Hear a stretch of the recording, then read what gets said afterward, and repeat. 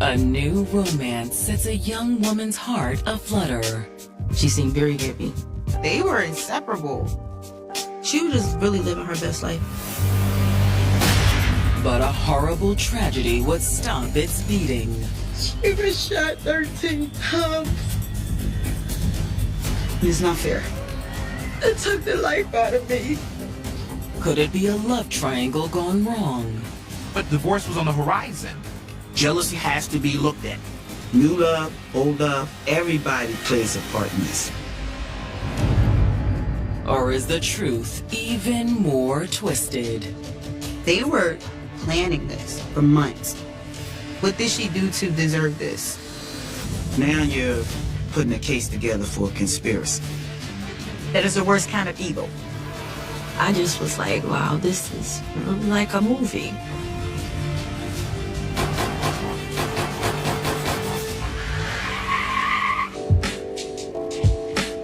November 28th, 2020. It's Saturday night in Lansdale, Pennsylvania, a peaceful suburb on the outskirts of Philadelphia. The population is approximately 18,000 people. Lansdale is an area where a lot of people come to build their families. It's where people go to stay away from violence or crime. But for one neighborhood, this night will be anything but peaceful. At 10 o'clock that night, a resident was letting his dog out when he heard what sounded like gunshots. Racing to the front of his home, he spots one car racing away. And another crashed into a pole. The car looks like it's been in an accident. But with the gunshots, it's the suspicious situation. He cautiously approaches the vehicle, where he finds the driver slumped over at the wheel. She looks unresponsive. Miss! Getting no response, he immediately calls 911. He lets the police know what he heard and what he's seen. Within minutes, first responders are on the scene. The car is still running. They reach in, turn the car off, and put it in park. They find a purse. An ID inside identifies the driver as Ebony Pack.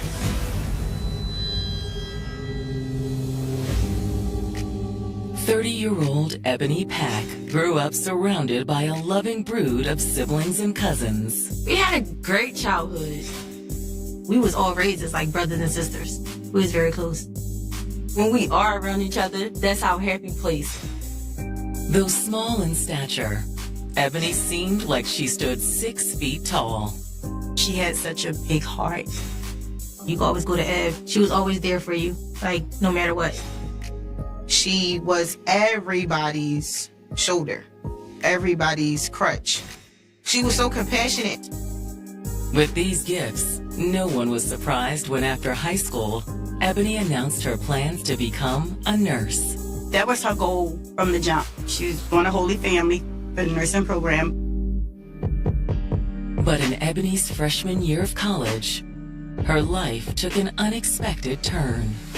She got pregnant. She had dropped out of college and raised her daughter.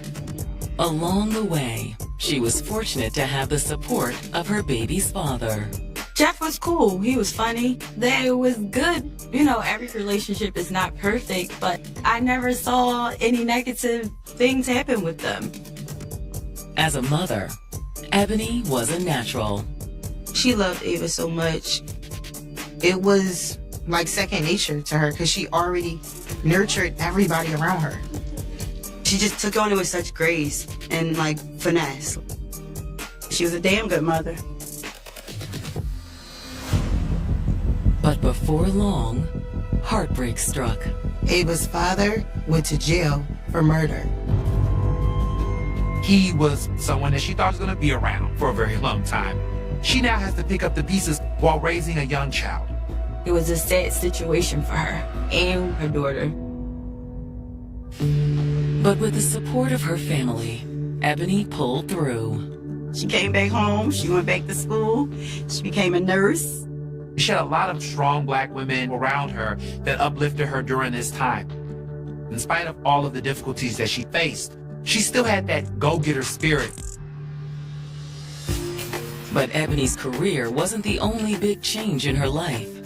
She was also spending a lot of time with a new friend named Brittany Norman. She was always in West Philly with Brittany. And we started to see, like, this isn't regular friendship. And I said, Ebony, are y'all, like, together? And she got quiet for a little bit. And she started crying, and I started crying. And I said, you didn't have to keep that from me. I love you no matter what. Her acceptance encouraged Ebony to also tell her family. We were basically raised in church. So I think that added level of that kind of moral compass. So I don't think she necessarily wanted to hide it, but I think she wasn't comfortable outrightly saying it. But when the relationship was finally out in the open, it was pure joy for Ebony. Brittany made Ebony happy. Together, they built a beautiful blended family. Next thing you know, they're getting married. It was not too long after they legalized gay marriage. And they were able to support one another with raising each other's children.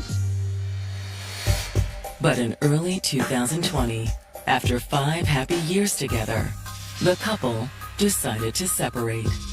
It just couldn't work because Eb and Brittany are just totally different people. But Ebony would have no time to wallow as the COVID pandemic quickly took hold. She worked on a COVID unit. She thrived at it. She really did. Even when I couldn't touch them, she made them feel like, I'm still in the room with you, you're still a person, and I still love you, and I'm caring for you. She was the best nurse. When the COVID confinement finally ended, Ebony couldn't wait to jump back into normal life. Eb was just a different person, but in like a good way. Her priority was like being happy and having fun. And a trip to Miami with her nursing colleagues would change her life forever. They did a private dinner the first time they got there. She meets a woman named Katrina Randolph. So why has anyone introduced us before? I know, right? They meet, they talk, they get familiar. Katrina talks about recently getting out of a 3-year relationship with a man. They find comfort in one another by sharing each other's stories and being supportive and understanding. Like, where you been? Where have you been? And by the time they came home, Katrina knew she wanted to be with Ebony. Katrina was saying to her, oh, you're gonna be my girlfriend. I guess like Ebony was not used to being like the one that's like the girly girl, like somebody seeking after. I think it piqued her interest. And Katrina certainly knew how to woo Ebony. I got to see her come home with flowers that cost like $200. And I just saw her excited about being like, getting like the princess treatment. Once the two became a couple, things moved quickly. They started dating in July. They was already talking about moving in with each other in October. She seemed very happy. But now, Ebony's life hangs in the balance. First responders quickly discovered bullet wounds all over her body, including several shots to the chest. Charlie, just want to go ahead and start me at 47 for an unresponsive female with a gunshot wound. Her name is Ebony Pack. After separating from her wife, Ebony Pack had found love again with a woman named Katrina Randolph. She was happy. She was just really living her best life. Ma'am, are you okay? But now her life is in jeopardy. Somebody shot into the vehicle where Ebony was. There were bullet holes in her body. While she's raced to the hospital, investigators contact Ebony's family. Lansdale, the police station, called me, and I'm like, please just tell me if it's bad. And she was like, I can't. I just would say, get to the hospital as soon as you can. So my mom went, and I said, I'll stay here with the kids. Get to the hospital. They like, she had surgery. The doctors come out here and talk to you. been a minute, so my anxiety was like 100. Back at the crime scene, detectives have arrived and begun examining evidence. They note that even though Ebony's vehicle crashed into a pole, there is little damage to it. That would say it rolled into that position and was not actually driven into that position. It wasn't major impact like somebody was racing or something like that. So that evidence is very important. There are also 9mm shell casings outside of the vehicle. The bullets came from outside. They shot into the vehicle. The police have little to go on. They don't believe this was a random shooting. This is not in the inner city. The reputation of the area is very peaceful and very calm. Which explains why so many neighbors have begun to gather at the scene.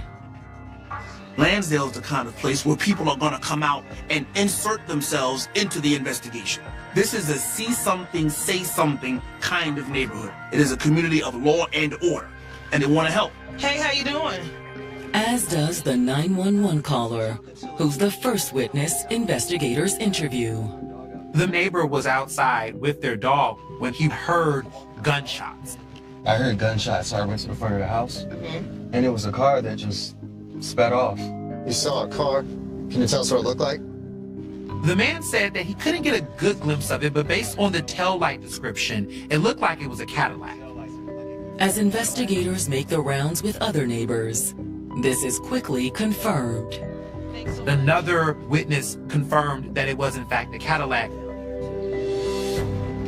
It's a lead detectives desperately needed, as their case has just turned into a homicide. The fact they come out and tell me my daughter was dead. She was shot 13 times. They took the life out of me. Took the life out of me. My mom called me. I just remember hearing her say, they killed her. And I said, what? And she said they killed her. I screamed because I couldn't help it. By now, investigators have arrived at the hospital, where they meet with Ebony's grief-stricken mother. Do you know anyone who would want to do something like this? No, I don't know no one would want to hurt my daughter. She just didn't understand, like, how this could happen.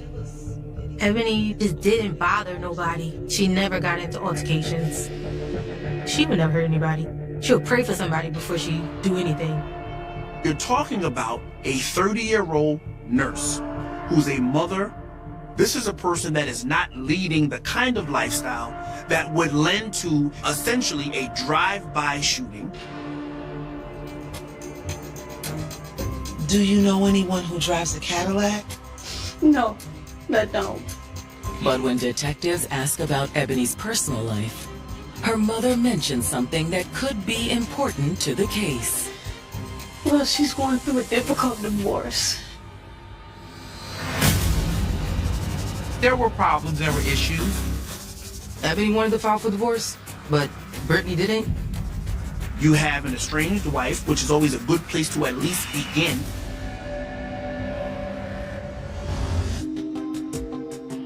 The mother of murder victim Ebony Pack has just told Lansdale detectives that Ebony was going through a difficult divorce. She wanted to get out, but I don't think Brittany wanted to end her marriage. Her mother explains that in the beginning, the two women were deeply in love. She was happy at first. Her family, however, wasn't. Nobody really got down with Brittany. Brittany was always so overbearing because we love Ebony that much, and because we felt like Ebony loves her, we tolerate her. To her mother, it seemed Brittany put too much on Ebony's shoulders. Ebony did everything in the relationship, far as financially wise. Like, both of y'all are grown women. You know, you can't carry the weight of everything all the time. To the point where Ebony's mother found Brittany abusive. It was not physically abusive, but probably mentally abusive. Brittany just wanted to control Ebony, and Ebony couldn't be herself when she was around. She wouldn't let Ebony go anywhere by herself. She just had to be there. To her family's relief, Ebony eventually called it quits. Ebony had decided to break up and to come back home. She was tired of being a provider. She was, I guess you could say, over Brittany. The weight has been lifted off of her and she just felt free. But Ebony's mother says post-separation, a new point of contention arose between them. Ebony has a new love in her life. A woman named Katrina Randolph. And Brittany didn't like that. She was calling my mom about who is this girl Ebony's with. She's gonna smack them when she see them. Which makes investigators suspect this could be a love triangle gone wrong. Do you think Brittany would be capable of something like this? At first I didn't, but after this, I'm not sure. As I talked to the detectives, Brittany became a strong threat. What about Katrina? Do you know what she thought of Brittany? I don't know. But Ebony's mother shares her reservations about Katrina as well. Her energy was off. She was possessive. I remember Ebony telling me she's not all the way there. Like Katrina chased somebody with a hammer before. That girl got some anger issues. Under the circumstances, detectives need to speak with both women. You have to look at both of them. New love, old love. Well, we're very sorry for your loss, okay? We'll be in touch. Thank you. Both Brittany and Katrina are potential suspects in this crime. Police reach Brittany first, and she agrees to come in for an interview first thing the following morning. Face to face with detectives, Brittany appears devastated by her ex-wife's death. I can't believe this happened to someone like Eb. She knew Ebony's character and she knew that she was a good person. Yet she doesn't deny there were tensions between them. Brittany makes it very clear that yes, they had problems. Yes, there were arguments, but it wasn't to the point where she was some bitter, jealous ex. She knew about Katrina. She knew Ebony wanted to move on. I didn't have no problem with them seeing each other. But Brittany admits there was one thing Ebony was doing that she wasn't okay with. Sometimes my daughter would be with her and she'd take her to Katrina's house, so we would argue about that. She openly admitted that she didn't like that and they got into arguments about it. But Brittany was adamant that she didn't have anything to do with this murder. Well, where were you last night then? I was with friends. All right. Well, before we let you go, do you know anyone with a Cadillac? No, not that I can think of. Okay. Well, thanks for coming in. If we have any other questions, we will get back to you. Not long after Brittany leaves the station, Katrina comes in for questioning. She had already heard from family and friends about Ebony's murder, and she said she was sleepless over it. And that's when she makes a jaw-dropping revelation. I think I know who killed her. Katrina says my ex-boyfriend may have had something to do with this. Katrina Randolph, the girlfriend of 30-year-old Ebony Pack, has just told Lansdale detectives that she fears her ex-boyfriend may be behind the murder. And what's your ex's name? Ling Dan. Katrina and Ling had a very toxic relationship. They had dated for 3 years. She leaned on him for finances. But when she finally broke things off, he refused to accept it. He consistently stalked her, showed up to her job, consistently called her. And discovering she was dating someone else only fanned the flames. He was not happy about her leaving him, and specifically not happy about her leaving him for another woman. Which Katrina believes is what triggered his sudden demand for her to return all the money he'd given her. And how much money are we talking? Over the years, like 19,000, but I didn't have it all. She could only give him 10,000. Not long after, someone broke into her home, and Katrina immediately suspected Ling. Things that were stolen from her home just so happened to be things that Ling had purchased for her. Did you report this to the police? No. Why not? She didn't feel like she could because she didn't have any proof that he specifically did it. Although Katrina admits that wasn't the only reason. There was a pattern and a history of abuse. And Katrina says that one night, Ling went too far. She recalls she's pumping gas in her car one evening. Ling shows up, gets inside her car where the keys are still in her ignition. He gets into her purse trying to take money. Ling, what are you doing? Get... She gets in the passenger side and confronts him. Ling, get out my car! Hell no! Hell no! To the point that he basically hijacks the car with her in it. Hell no! I'm taking you. I'm taking this car. In a panic, she climbs in the back seat and tries to call somebody for help. Who you calling? Is that Ebony? Better tell your girl to watch her back. He said he's gonna do something to Ebony if Katrina don't give him his money back. Eventually, Katrina says Ling gave her a chance to escape. Ling goes to a store and gets out to go make a purchase. She takes her car back. Don't move. Shaken, Katrina knew she had to take action.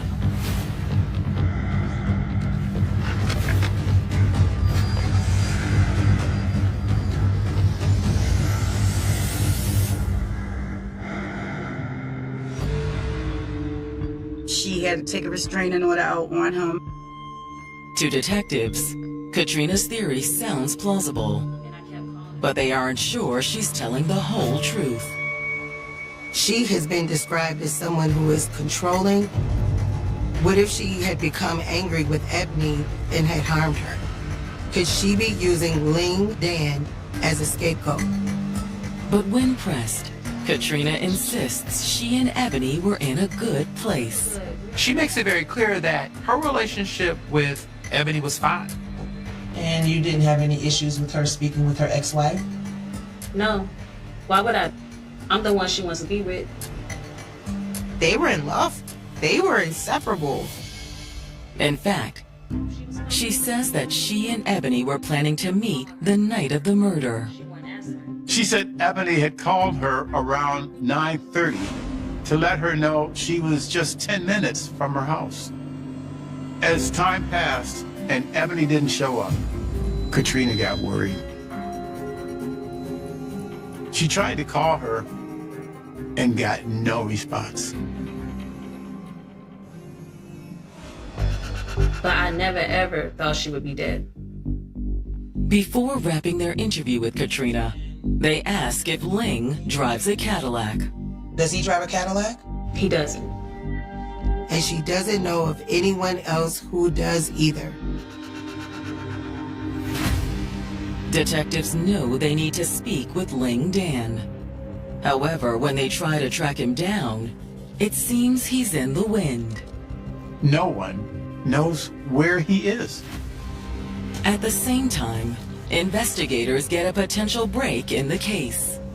They are given access to the surveillance records from the toll road that Ebony would have taken to get to Katrina's house that night.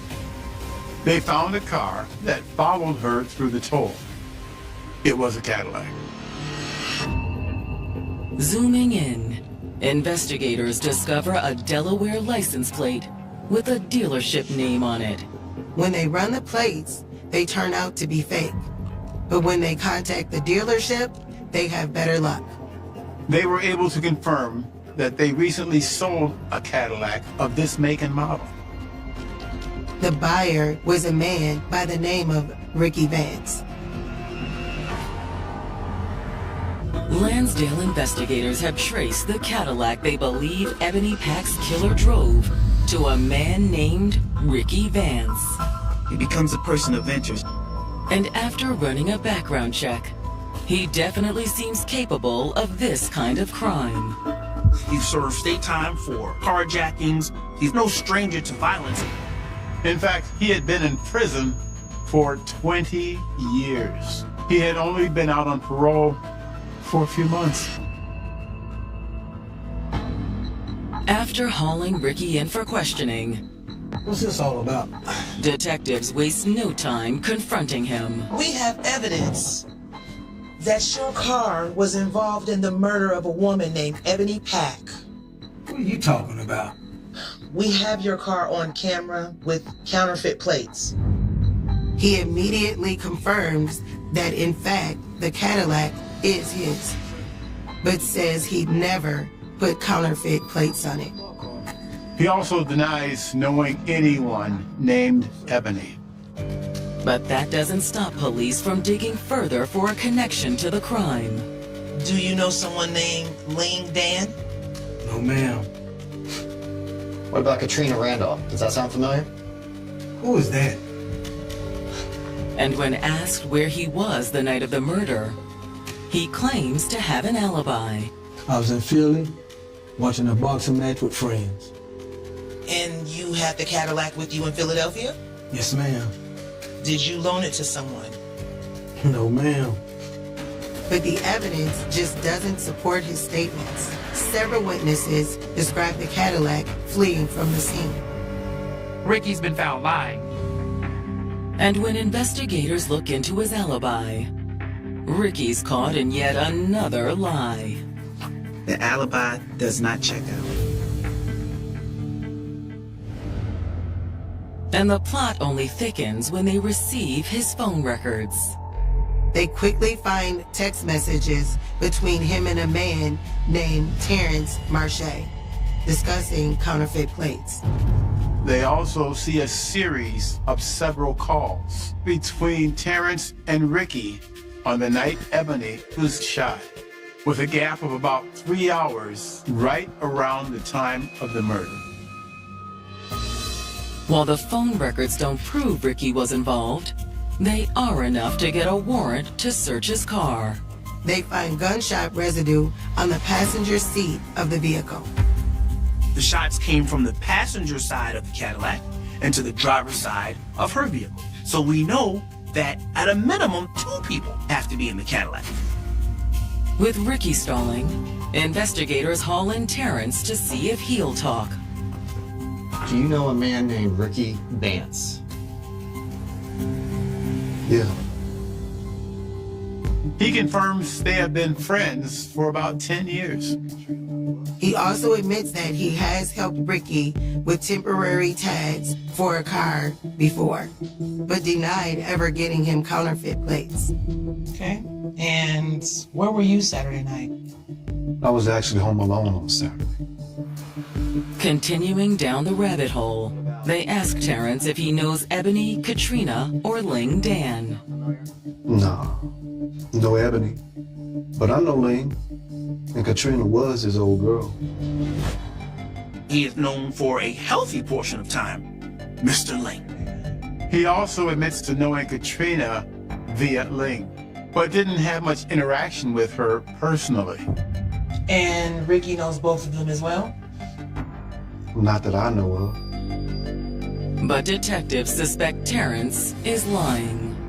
They doubt it's a coincidence that Terrence just so happens to be a link between Ricky and Ling Dan. It seems likely that all 3 had something to do with the murder.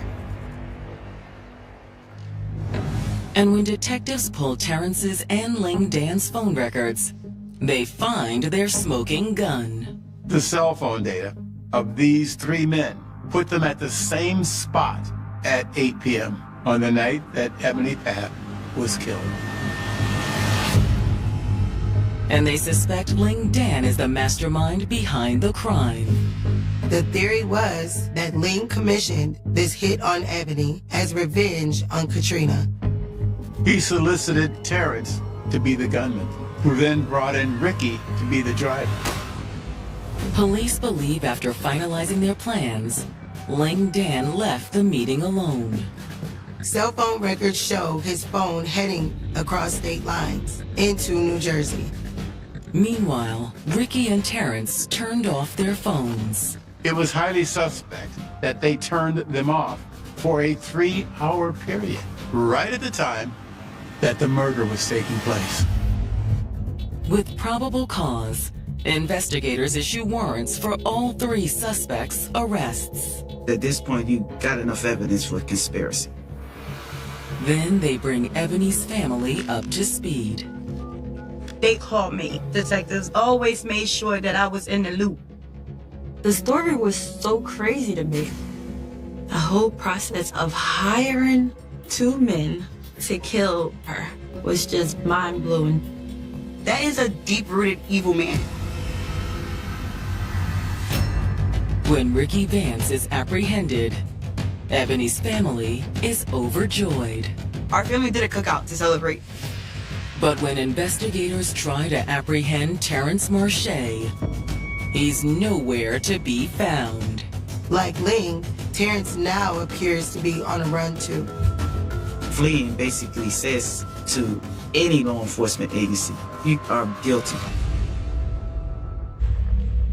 While investigators in Lansdale, Pennsylvania have arrested Ricky Vance in the murder for hire of Ebony Pack, the 2 other suspects, Ling Dan and Terrence Marche, remain at large.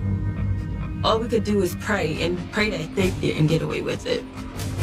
Through it all, investigators refuse to give up on the case. Montgomery County detectives, they are pretty awesome. Like, they always call me, be patient. We're getting it done. Stuff is happening. They made it their priority to bring justice for Ebony. And when they track down Terrence's fiancée, they get crucial information on his whereabouts. Hello? She had gotten a call from Terrence a few days before. He's actually in Honduras with Ling. They done fled the country. Since then, his fiancée claims she'd lost touch with Terrence, though she had spoken with Ling. Mr. Ling communicates with her that day Marche's run off. But he also tells her that he's made a different decision. He's coming back to the U.S. to face charges. Whether it was his guilt or his confidence that brought him home, police successfully intercept Ling Dan once he's back on U.S. soil. He is arrested without incident. Nearly a year later, Terrence Marche is still missing. Nonetheless, the trial of Ling Dan and Ricky Vance moves forward. Pretty much my whole family were there every day. We showed up for her. We showed them that she was loved. Face to face with the family, the defendants show their true colors. Ricky Vance, because he's a loser. I think he was just following behind that man. But Ling, because he's evil, he thought he would just get away with it. Like, he was smiling the whole time with a stupid little smirk on his face. And it's just like, yuck, that man is disgusting. The prosecution portrays Ling as the conspiracy's mastermind. Ling hired Terrence to be the shooter, and Terrence hooked Ling up with Ricky as the driver. A vengeful ex-lover, Ling was motivated by jealousy and dollar signs. Katrina moved on with Ebony, and he still wanted Katrina, and he also wanted his money. According to the prosecution, on the night of the murder, Ling, Ricky, and Terrence met up to finalize their plans. That killing was as a result of the meeting that took place. There was a forethought, there was a plan, so there's first-degree murder. Afterwards, Ricky and Terrence turned off their phones and followed Ebony to the scene of the crime. Police showed evidence from the tow of the car owned by Ricky. They followed Ebony on the Pennsylvania Turnpike, which is also laden with cameras. And as they followed her through the streets near Katrina's home, they opened fire.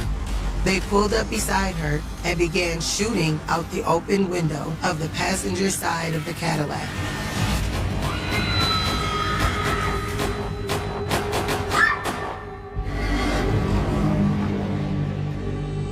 She was shot 13 times. Circumstantial evidence against the men is damning.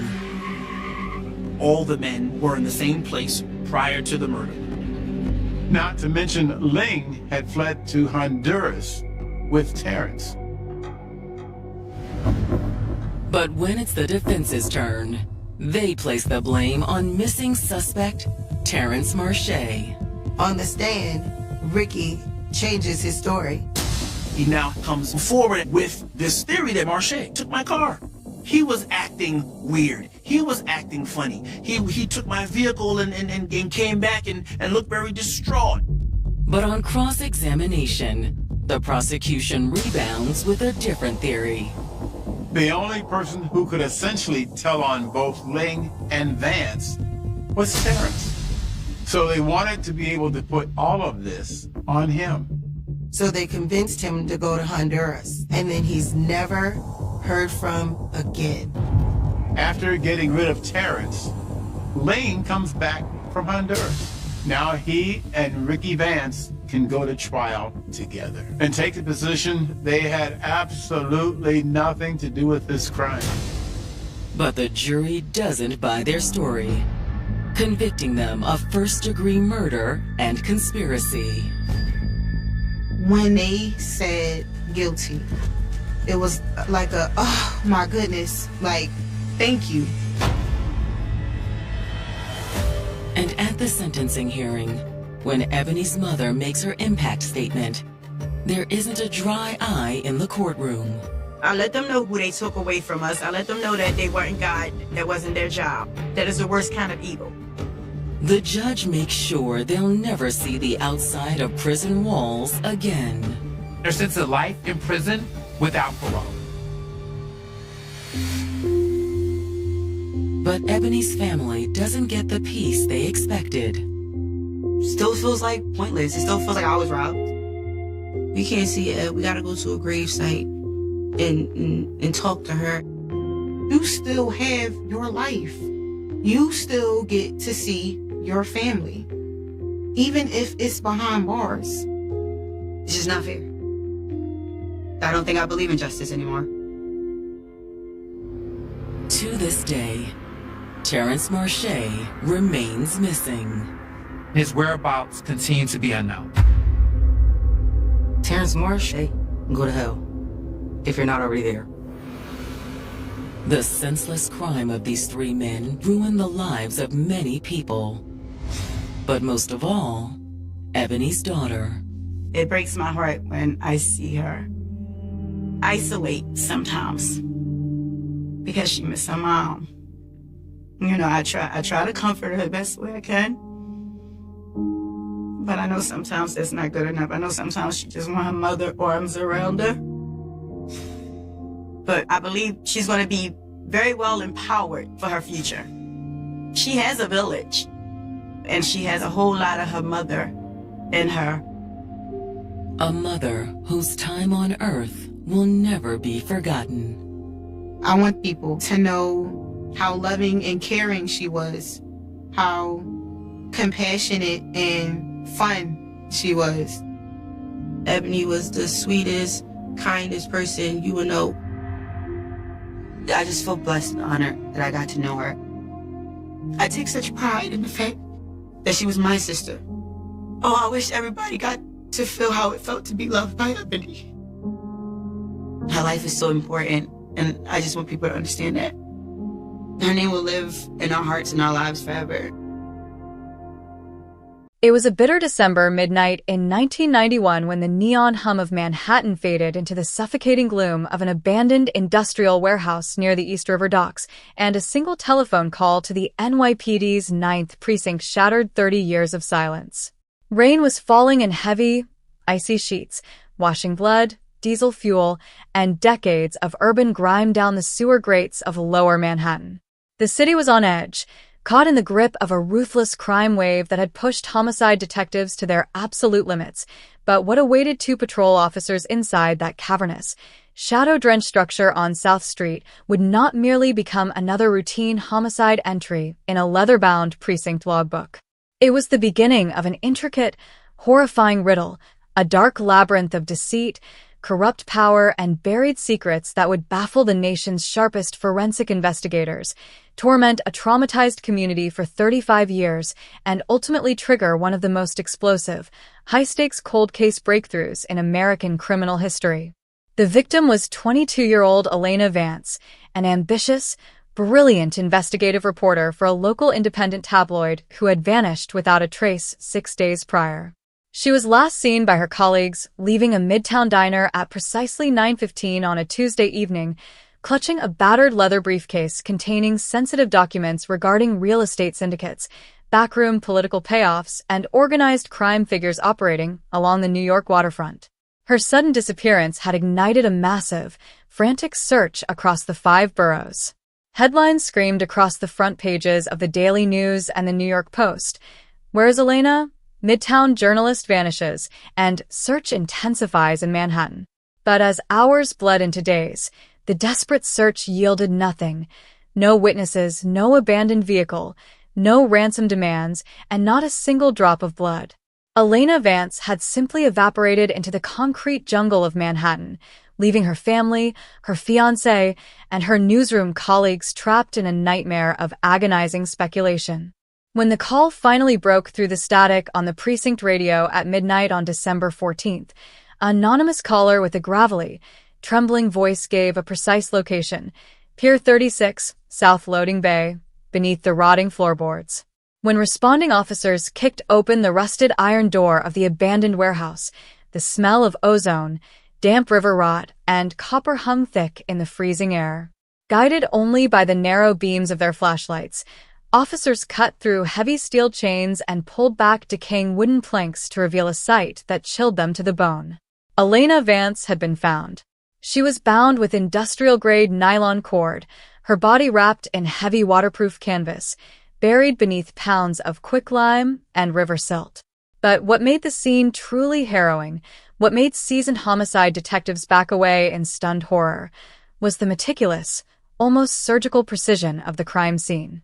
There were no signs of a struggle, no random violence, and no obvious drag marks. This was not a panic-driven mugging or a robbery gone wrong. It was an execution carried out by someone who possessed intimate knowledge of police procedures, forensic limitations, and the dark, unmapped corners of the city waterfront.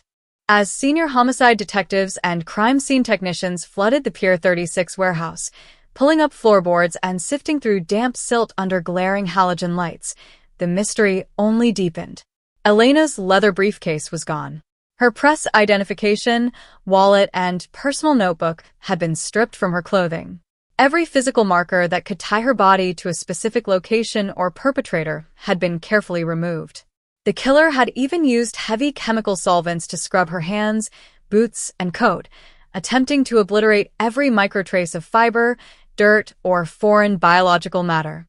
Yet, despite this clinical cleanup, the lead forensic examiner discovered a single, bizarre anomaly pinned beneath the lining of her inner wool jacket, a tiny, gold-plated vintage cufflink bearing a custom monogram that did not belong to Elena or anyone in her immediate circle. It was a phantom clue, a silent fragment of evidence left behind in the dark, but in 1991, without the benefit of modern DNA testing or digital forensic registries, it was a dead end that raised far more questions than it answered. News of Elena Vance's gruesome discovery struck New York City like a thunderbolt. The media circus that erupted outside the 9th Precinct was unprecedented. Television news helicopters hovered over the East River, news vans lined the perimeter of Pier 36, and front-page headlines roared with daily sensational updates. Murder on the docks, silenced by the mob, and the Manhattan executor. The public was paralyzed by fear and indignation. Elena was not just a name in a police report. She was a rising voice of truth, a fearless young woman who had dared to poke her pen into the darkest, most dangerous corners of the city's power structure.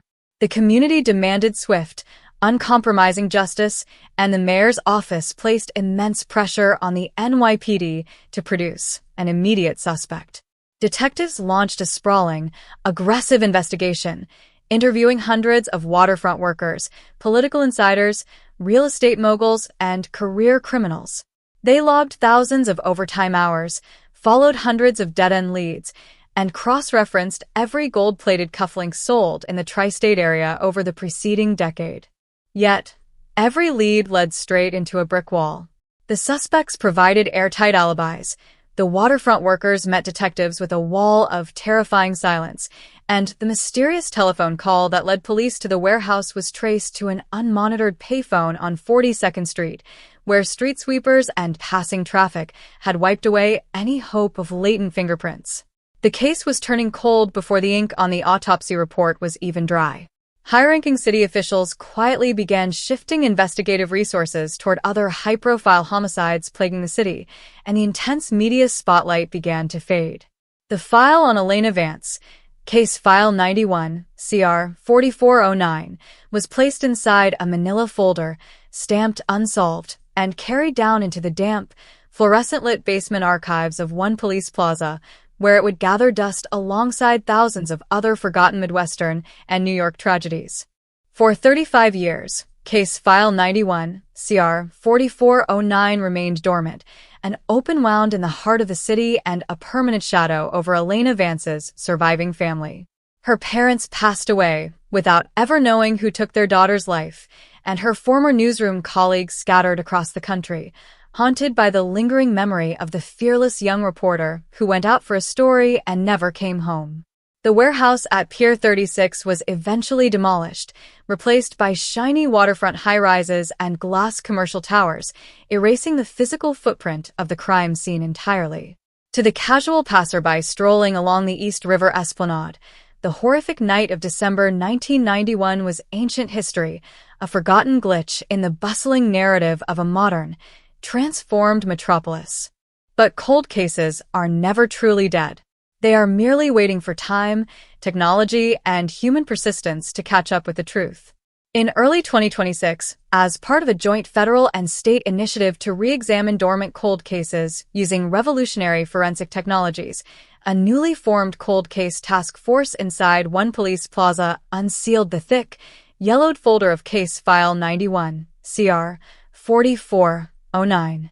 Equipped with next-generation touch DNA extraction platforms, high-throughput single-nucleotide polymorphism, SNP, microarray sequencers, and advanced forensic genealogy software, a dedicated team of veteran homicide investigators and young molecular biologists set out to reanalyze every scrap of physical evidence preserved inside the dark archive.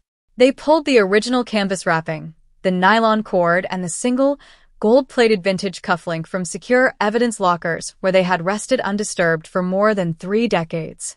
What they uncovered in the sterile light of a 21st-century laboratory would not only shatter 35 years of cold case silence, but it would set off an explosive chain reaction that reached into the highest corridors of power, proving that no matter how deep an evidence file is buried, the truth will eventually force its way into the light.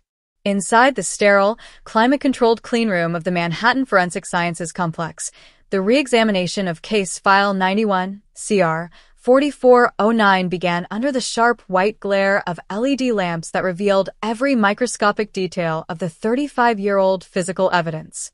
Forensic technicians clad in full-body protective suits carefully unsealed the original brown paper evidence bags that had remained taped shut since the winter of 1991. The heavy canvas tarp, stained with faded patches of river silt and quicklime, was laid flat across a stainless steel examination table. Alongside it rested the industrial-grade nylon cord, Elena Vance's preserved wool coat, and the single, gold-plated vintage cufflink that had been stored in a tiny plastic specimen container for over 3 decades.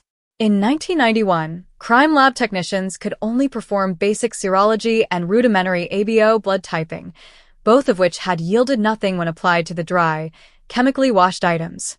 But in 2026, the scientific landscape had undergone a radical, irreversible revolution. The team utilized ultra-sensitive touch DNA recovery techniques, employing vacuum-assisted biological collection swabs designed to capture microscopic skin cells wedged deep within porous materials without destroying the physical integrity of the evidence. Technicians meticulously swept every millimeter of the nylon cord knots, the inner cuffs of Elena's wool jacket, and the intricate, engraved filigree of the vintage cufflink. For decades, traditional forensic labs required a substantial, visible drop of blood or bodily fluid to generate a genetic marker. Modern high-throughput single-nucleotide polymorphism (SNP) microarray sequencers, however, could reconstruct a complete genomic profile from as few as 5 to 10 degraded human skin cells. These microscopic fragments, shed invisibly by human touch, can cling to fabric, metal, and cordage through decades of storage, waiting like silent time capsules for the right technology to unlock their secrets. After 3 weeks of intensive processing, the genomic sequencing machines yielded a breakthrough that sent an electric jolt through the cold case task force. Deep within the microscopic grooves of the gold-plated cufflink's locking mechanism, a tiny recessed area that had completely escaped the killer's aggressive chemical cleanup in 1991, investigators isolated a clean, highly concentrated partial DNA profile belonging to an unknown male contributor. It was not a trace left by Elena Vance, nor did it match any of the original responding officers, crime scene technicians, or evidence custodians whose DNA profiles had been logged for elimination purposes. The unknown profile was a direct link to the phantom who had stood over Elena in the cold dark of Pier 35 years prior. Investigators immediately uploaded the digital sequence into the Combined DNA Index System, CODIS, the national law enforcement database containing millions of profiles from convicted felons and arrestees across all 50 states. The automated search ran through millions of records in seconds, but the red flashing text on the monitor delivered a frustratingly familiar result. NO match found. The unknown killer had no criminal record on file, or at least had never been processed for an offense that required mandatory genetic sampling. The investigation faced the exact hurdle that had paralyzed the original precinct detectives in 1991, a pristine piece of forensic evidence tied to an invisible ghost. Refusing to let the trail go cold again, the task force immediately pivoted to investigative genetic genealogy, IgG, the groundbreaking methodology that had fundamentally transformed modern cold case resolution. Genetic genealogy did not rely on restrictive criminal databases. Instead, forensic genealogists uploaded the SNP profile into public, opt-in genealogical platforms like GEDmatch and FamilyTreeDNA, mapping out millions of single nucleotide variations to identify distant biological relatives sharing common ancestors with the unknown suspect. Within 48 hours, the software generated a complex web of familial linkages, flagging third and fourth cousins scattered across the northeastern United States. A specialized team of analysts began the painstaking process of reverse engineering a massive, multi-generational family tree. Working backward through digitized census records, birth certificates, marriage licenses, military archives, and property deeds dating back to the early 20th century, genealogists systematically built out hundreds of family branches, searching for a specific individual who would fit the exact profile of the killer. The target had to be a male who was physically present in Manhattan during December 1991, possessed the means or access to operate along the highly restricted East River docks, and possessed a plausible connection to the investigative journalism work Elena Vance was pursuing right before her sudden disappearance. As the genealogical branches converged, the multi-week digital investigation began isolating a specific, highly prominent family line with deep political and financial roots in New York City real estate and port logistics. Branch by branch, living relatives were discreetly vetted and eliminated based on age, geographic location, or verified military service abroad during late 1991.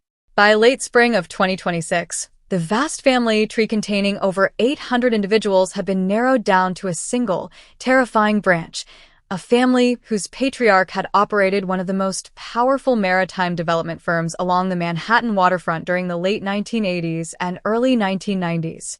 Among the living descendants within this narrow target group was a 72-year-old retired corporate attorney and former political insider living in a gated waterfront estate in Long Island. In 1991, this individual was a 40-year-old rising executive who frequently represented major real estate syndicates before city zoning boards. The exact syndicates Elena Vance had been investigating for illegal peer kickbacks and mob-connected labor deals in the weeks leading up to her murder. His name had never appeared in the original 1991 case file. He was never questioned by detectives, his home was never searched, and he had spent 35 years living an opulent, unbothered life of wealth and social prestige while Elena's memory faded into precinct archives. To confirm the match beyond a shadow of a legal doubt without alerting the suspect and risking the destruction of potential secondary evidence, the task force launched a discreet, round-the-clock surveillance operation. Federal agents and undercover NYPD detectives tracked the 72-year-old suspect for 6 days as he moved between high-end country clubs, executive lunch meetings, and his private estate. The objective was simple, yet critical: obtain a discarded surreptitious DNA sample to compare against the unknown genetic profile recovered from the vintage cufflink. The operation required absolute precision, as any mistake would tip off a powerful suspect with the financial means to flee the country or mount a formidable legal predefense before an arrest warrant could be signed. The decisive moment came on a drizzly Tuesday afternoon outside an upscale bistro in Midtown Manhattan, just 4 blocks from the diner where Elena Vance was last seen alive in 1991.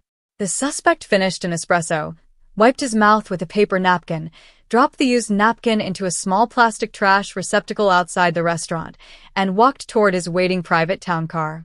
Within seconds of his departure, an undercover agent wearing a courier uniform stepped up to the receptacle, retrieved the discarded napkin using sterile forceps, sealed it inside a biohazard container, and rushed it under armed escort directly to the forensic lab for immediate, high-priority processing. The lab worked continuously through the night, extracting epithelial cells from the discarded napkin and running an expedited short tandem repeat, STR, comparison against the DNA isolated from the gold-plated cufflink inside case file 91, CR 4409. At 3:45 on a Thursday morning, as rain beat against the lab windows, the senior forensic director signed the official report. The probability of the matching genetic profile belonging to anyone else in the general human population was calculated at 1 in 18 quintillion. The ghost of Pier 36 had finally been stripped of his anonymity. 35 years after Elena Vance was murdered beneath the floorboards of an abandoned warehouse, the task force had an airtight match, clearing the way for a dramatic, high-stakes arrest that would shock the entire city. With the definitive 1 in 18 quintillion genetic match secured, the cold case task force immediately transitioned from a secret surveillance operation into an aggressive, high-stakes tactical maneuver. At 5:30 on a fog-shrouded Friday morning, a convoy of unmarked federal vehicles and NYPD tactical units pulled into the quiet, tree-lined cul-de-sac of the suspect's sprawling Long Island estate. The contrast was stark. The serene, manicured lawns of one of the state's most affluent enclaves about to be shattered by the harsh reality of a 35-year-old murder charge. Armed with a high-priority arrest warrant signed by a state Supreme Court judge and a sweeping search warrant for the entire 20-acre property, tactical officers moved swiftly to breach the front entrance, their boots echoing through the cavernous, marble-floored foyer as flashlights sliced through the early morning gloom. The suspect, dressed in a silk bathrobe and preparing his morning coffee, was caught completely off guard. The smug, impenetrable composure that had protected him through 3.5 decades of unearned freedom evaporated in an instant as heavy steel handcuffs clicked shut around his wrists. He did not speak, nor did he offer physical resistance. Instead, his eyes darted frantically across the sea of badges, tactical vests, and forensic evidence collection kits streaming into his home. For 35 years, He had operated under the comforting delusion that the dark event at Pier 36 was an erased chapter of his youth, a distant, forgotten mistake buried beneath layers of wealth, corporate influence, and political connections. But as he was led down his brick driveway toward a waiting precinct cruiser, the flashing red and blue lights reflected off the wet pavement, signaling to the world that his past had finally caught up with him. While the suspect was transported under heavy guard to One Police Plaza in Lower Manhattan, a specialized forensic team consisting of 20 investigators, cadaver dog handlers, and ground-penetrating radar operators began a methodical, line-by-line search of the Long Island estate. They were not merely looking for modern contraband.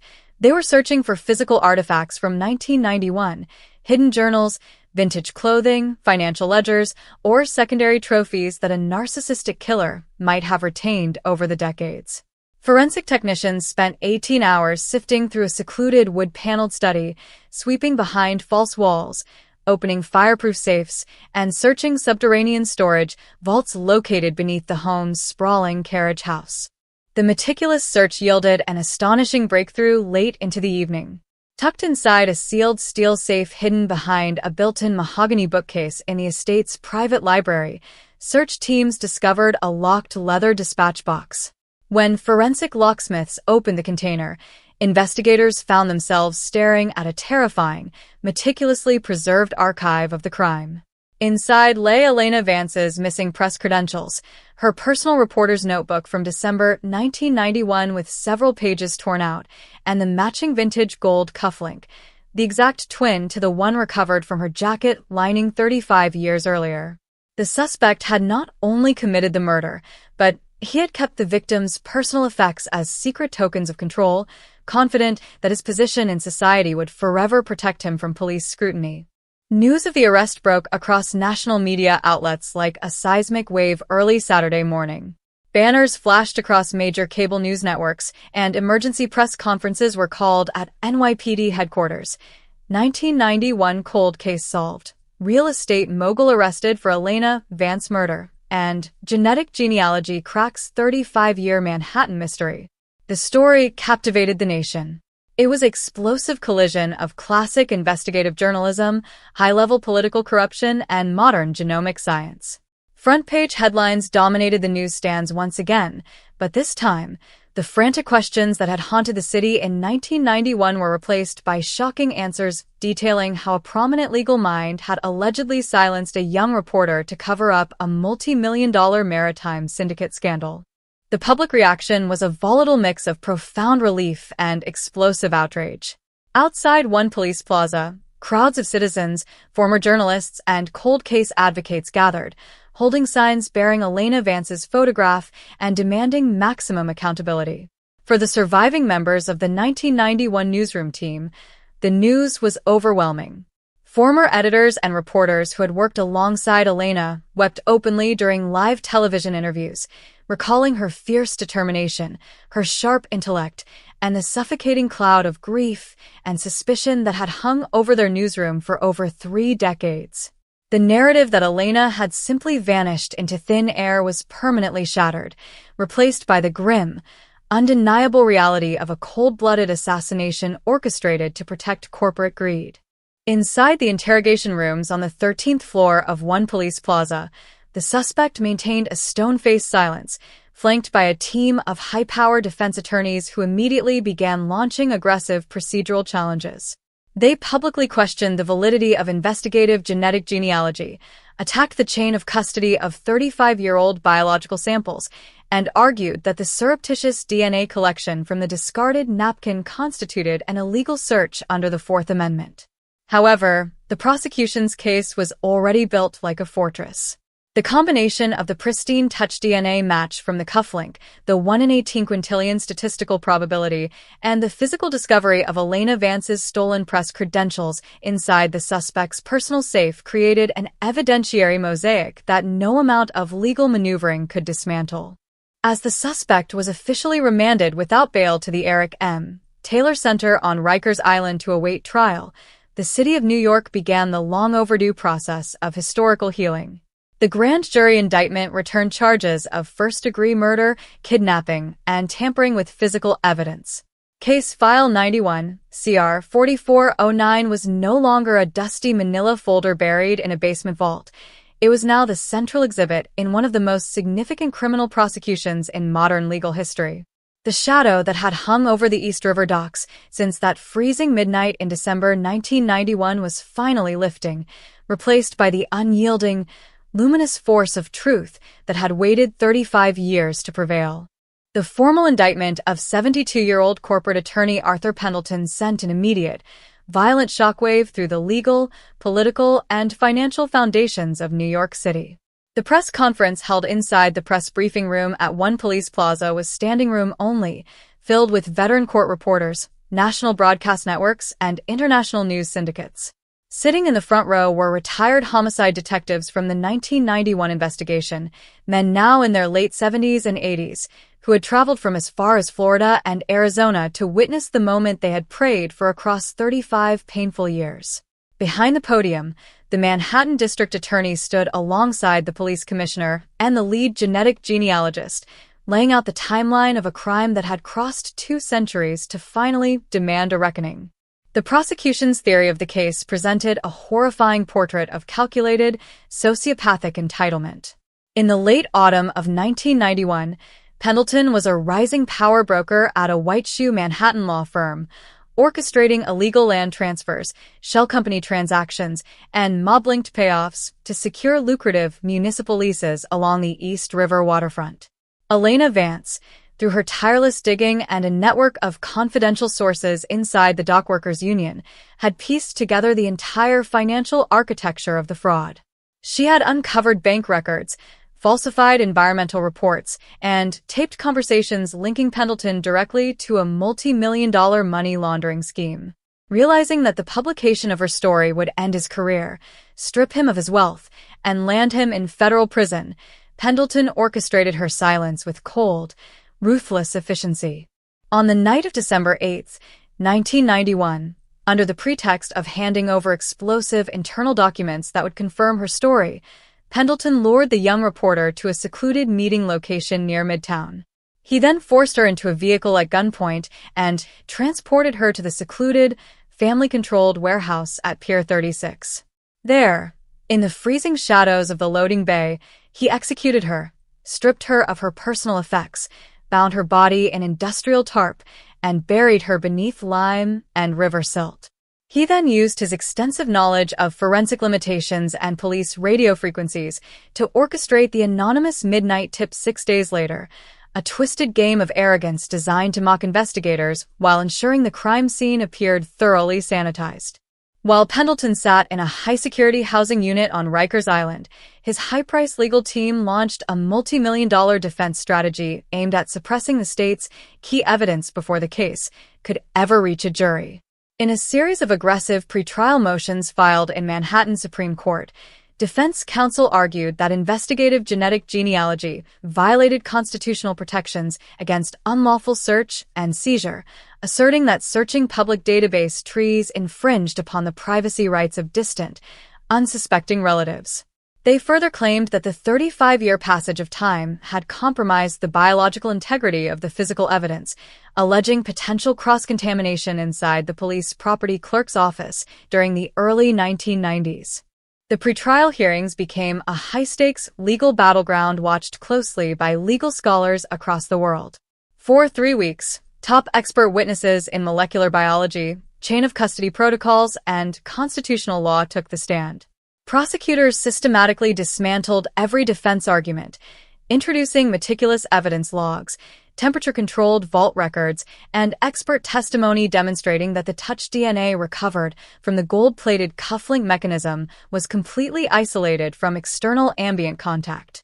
The court ruled that genetic material abandoned on public property and the public genealogical data voluntarily shared by users constituted entirely legal avenues of criminal investigation.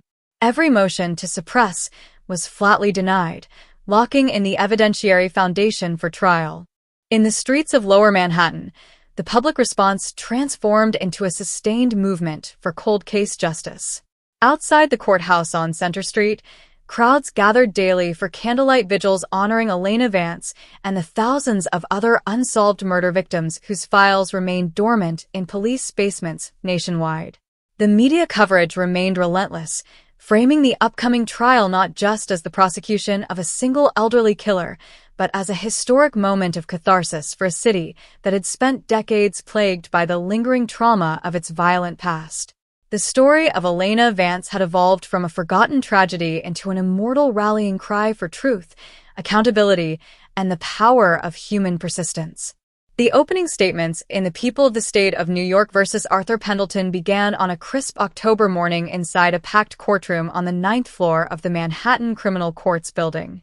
The atmosphere was charged with palpable tension as jurors, court officers, journalists, and spectators sat in heavy silence.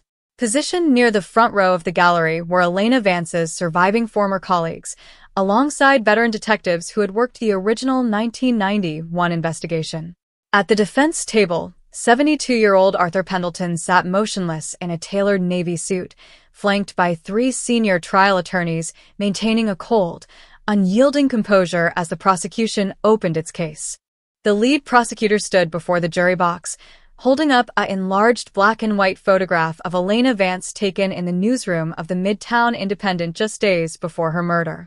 The prosecutor laid out the narrative with crisp, bounding momentum, a fearless 22-year-old reporter closing in on a massive web of waterfront corruption, and the arrogant, powerful corporate attorney who believed he could murder her, bury her beneath the floorboards of Pier 36, and walk away into a lifetime of unearned luxury.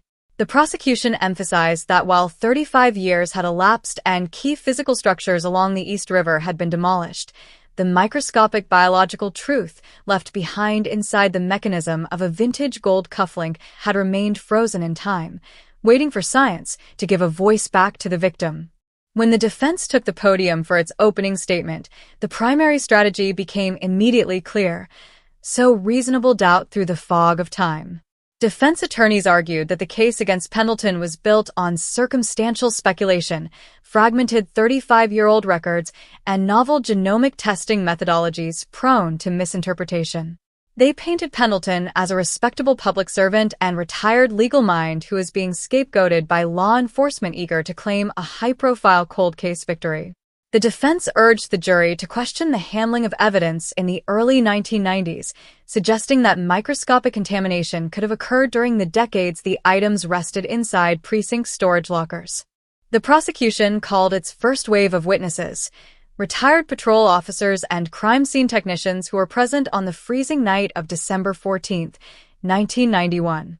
Despite their advanced age, the former officers delivered clear, vivid testimony describing the precise state of the Pier 36 warehouse, the methodical preservation of the scene, and the careful extraction of the body beneath the floorboards.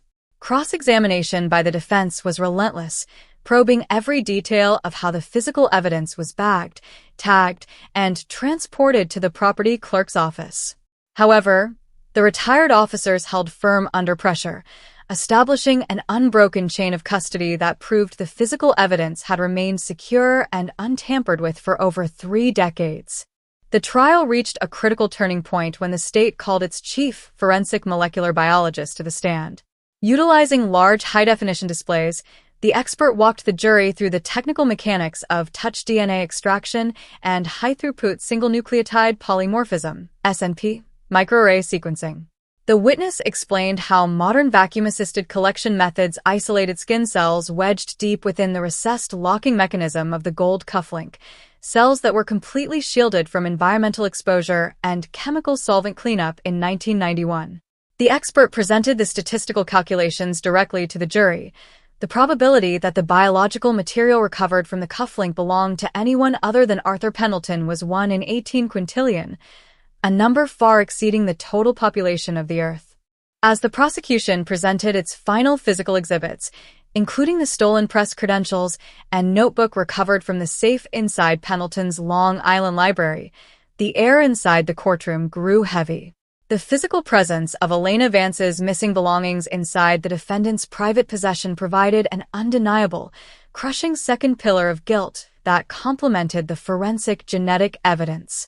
The defense tried desperately to argue that the items had been placed there by unknown associates or framed by political rivals, but under rigorous redirect examination, the defense's theories crumbled under the sheer weight of documented facts and scientific certainty.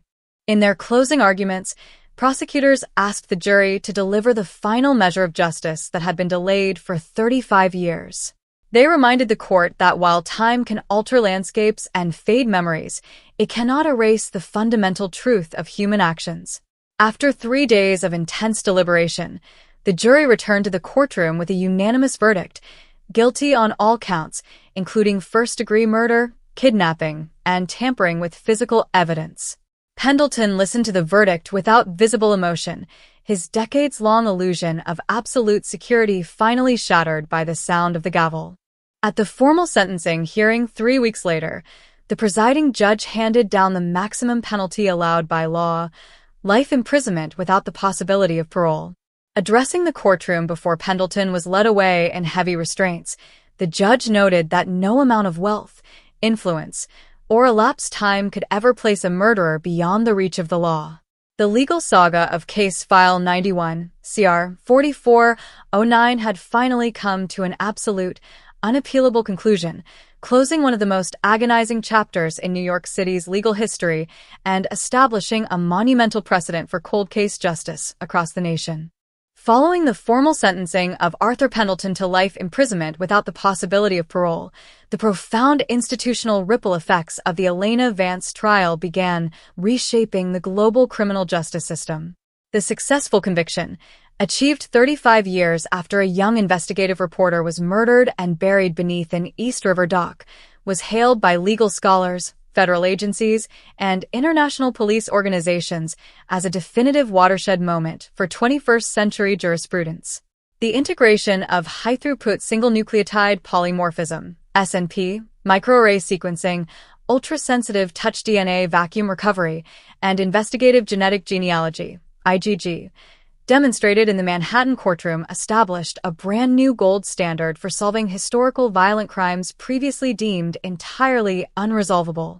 Across North America, Europe, and the Asia-Pacific region, law enforcement command structures moved rapidly to create dedicated cold case genomic task forces modeled directly after the NYPD unit that cracked Case File 91, CR 4409. Subterranean evidence lockers, climate-controlled property vaults, and precinct basements containing tens of thousands of dormant murder files were systematically audited. Archived biological samples, many degraded by humidity, temperature fluctuations, or decades of ambient storage, were prioritized for advanced retesting using the same microscopic vacuum extraction protocols utilized on the vintage cufflink in the Vance case. Within months of the Pendleton verdict, long unsolved homicides, cold case sexual assaults, and unidentified missing persons cases dating back to the 1970s and 1980s began yielding definitive genetic matches, unleashing an unprecedented wave of late-stage arrests worldwide. Inside the maximum security correctional facility where 72-year-old Arthur Pendleton was permanently housed, the stark reality of total, unyielding isolation set in. Stripped of his former wealth, his executive authority, and the luxurious comforts of his Long Island estate, the former corporate power broker spent his days confined to an 8-by-10-foot concrete cell. The calculated arrogance that had sustained his silence for 35 years was completely shattered by the reality of his public exposure. Surrounding inmates and prison staff treated him not as a sophisticated legal mind, but as a convicted murderer who had executed a young journalist to protect his own greed. News reports playing on the Durham television frequently highlighted the Elena Vance investigation as the ultimate symbol of forensic triumph over sociopathic deceit, a constant, inescapable psychological reminder that his carefully constructed cover-up had ultimately ensured his permanent ruin. In Lower Manhattan, the urban landscape that had once concealed the horrors of Pier 36 underwent a meaningful transformation. City officials and community leaders dedicated a permanent memorial plaza along the East River Esplanade near the site of the former warehouse. A sleek granite monument, Inscribed with Elena Vance's name, her photograph, and a bronze plaque honoring investigative journalism and cold case justice, was unveiled during an emotional public ceremony attended by hundreds of citizens, journalists, and law enforcement officers. The location that had once symbolized a dark, unsolved Midwestern and East Coast crime had been fully reclaimed as a national sanctuary of truth, resilience, and remembrance. For Elena Vance's surviving newsroom colleagues, former editors, and friends, the final legal resolution brought a profound, long-awaited emotional catharsis. The memory of the fearless 22-year-old reporter was no longer shadowed by terrifying unanswered questions or the agonizing speculation of a cold file. Through the establishment of the Elena Vance Memorial Foundation for Investigative Journalism, funded in part by donations from citizens and civil rights organizations, grants were provided to support young journalists exposing public corruption and corporate crime across the nation. Elena's life was no longer defined by the brutal act that ended it beneath the dock floorboards. Her legacy stood immortalized as a shining light of truth that had pierced through 35 years of darkness, proving to the world that no amount of power, wealth, or elapsed time can ever outrun justice. The year 2027 marked a sweeping global expansion of forensic genomic infrastructure directly inspired by the successful resolution of the Elena Vance homicide trial. In legislative chambers from Washington, D.C. to London, parliament buildings, and state capitals across the United States, lawmakers drafted comprehensive legislation standardizing the preservation, testing, and legal admissibility of touch DNA evidence in cold case investigations. Named in honor of the murdered journalist, the Vance Forensic Accountability Act mandated that all law enforcement agencies establish digital archival tracking systems for physical evidence preserved in violent crime files dating back to 1970. The days when cold case files could sit forgotten in humid precinct basements were officially over. Every piece of biological material was now recognized as a living digital lead awaiting technological processing. At major research universities and forensic institutes around the world, academic programs created specialized fellowships dedicated to investigative genetic genealogy and low-template molecular recovery. Graduate students and veteran detectives studied every aspect of Case File 91, CR 4409, analyzing how microscopic skin cells recovered from the recessed locking mechanism of a single gold-plated cufflink had successfully dismantled 35 years of calculated corporate deception. Textbooks were rewritten to include detailed case studies on the mathematical principles of probabilistic genotyping and high-throughput single nucleotide polymorphism, SNP, microarray sequencers, highlighting the Vance trial as the definitive legal precedent that bridged the gap between 20th century physical crime scenes and 21st century genomic justice. Deep inside the maximum security state penitentiary where 72-year-old Arthur Pendleton was serving life without parole, the physical and psychological toll of total confinement continued its quiet, relentless work. Stripped of his tailored suits, executive influence, and the luxurious isolation of his Long Island estate, the former corporate attorney spent his remaining days in a narrow, sterile cell. The narcissistic arrogance that had allowed him to walk through Manhattan high society for 35 years with a serene smile was completely gone, replaced by a bitter, hollow silence. Surrounding inmates, fully aware of his conviction for executing a young female reporter, offered him no companionship. On the Durham television monitors, news broadcasts regularly featured global law enforcement leaders citing the Elena Vance case as the catalyst for unmasking hidden violent offenders worldwide, a constant reminder that every attempt he had made to sanitize his crime had ultimately built the precise weapon that destroyed him. In Lower Manhattan, the Sarah Linwood and Elena Vance Memorial Foundations joined forces to host an international symposium on investigative journalism and cold case victim advocacy. Held at a conference center overlooking the East River, the event brought together hundreds of attendees, including forensic scientists, homicide investigators, investigative reporters, and families of unsolved crime victims. The symposium culminated in a silent twilight walk along the East River Esplanade to the permanent Memorial Plaza near Pier 36, where an abandoned, rotting warehouse had once concealed a dark, horrifying crime beneath its floorboards. bright city lights now reflected across the water, illuminating a granite monument dedicated to the pursuit of truth and human accountability. For Elena Vance's surviving newsroom colleagues and friends, the passage of another year brought a quiet, deep-seated peace that allowed them to cherish her memory without the suffocating weight of lingering mystery. Through the ongoing grants funded in her honor, young investigative journalists continued to expose corruption, financial fraud, and abuses of power across the country, carrying forward the fearless spirit that had defined Elena's short but impactful life. Standing together along the water's edge, watching the lights of the Manhattan skyline shimmer across the East River, they felt a profound sense of fulfillment. Elena Vance's story was no longer an unsolved Midwestern or New York horror story.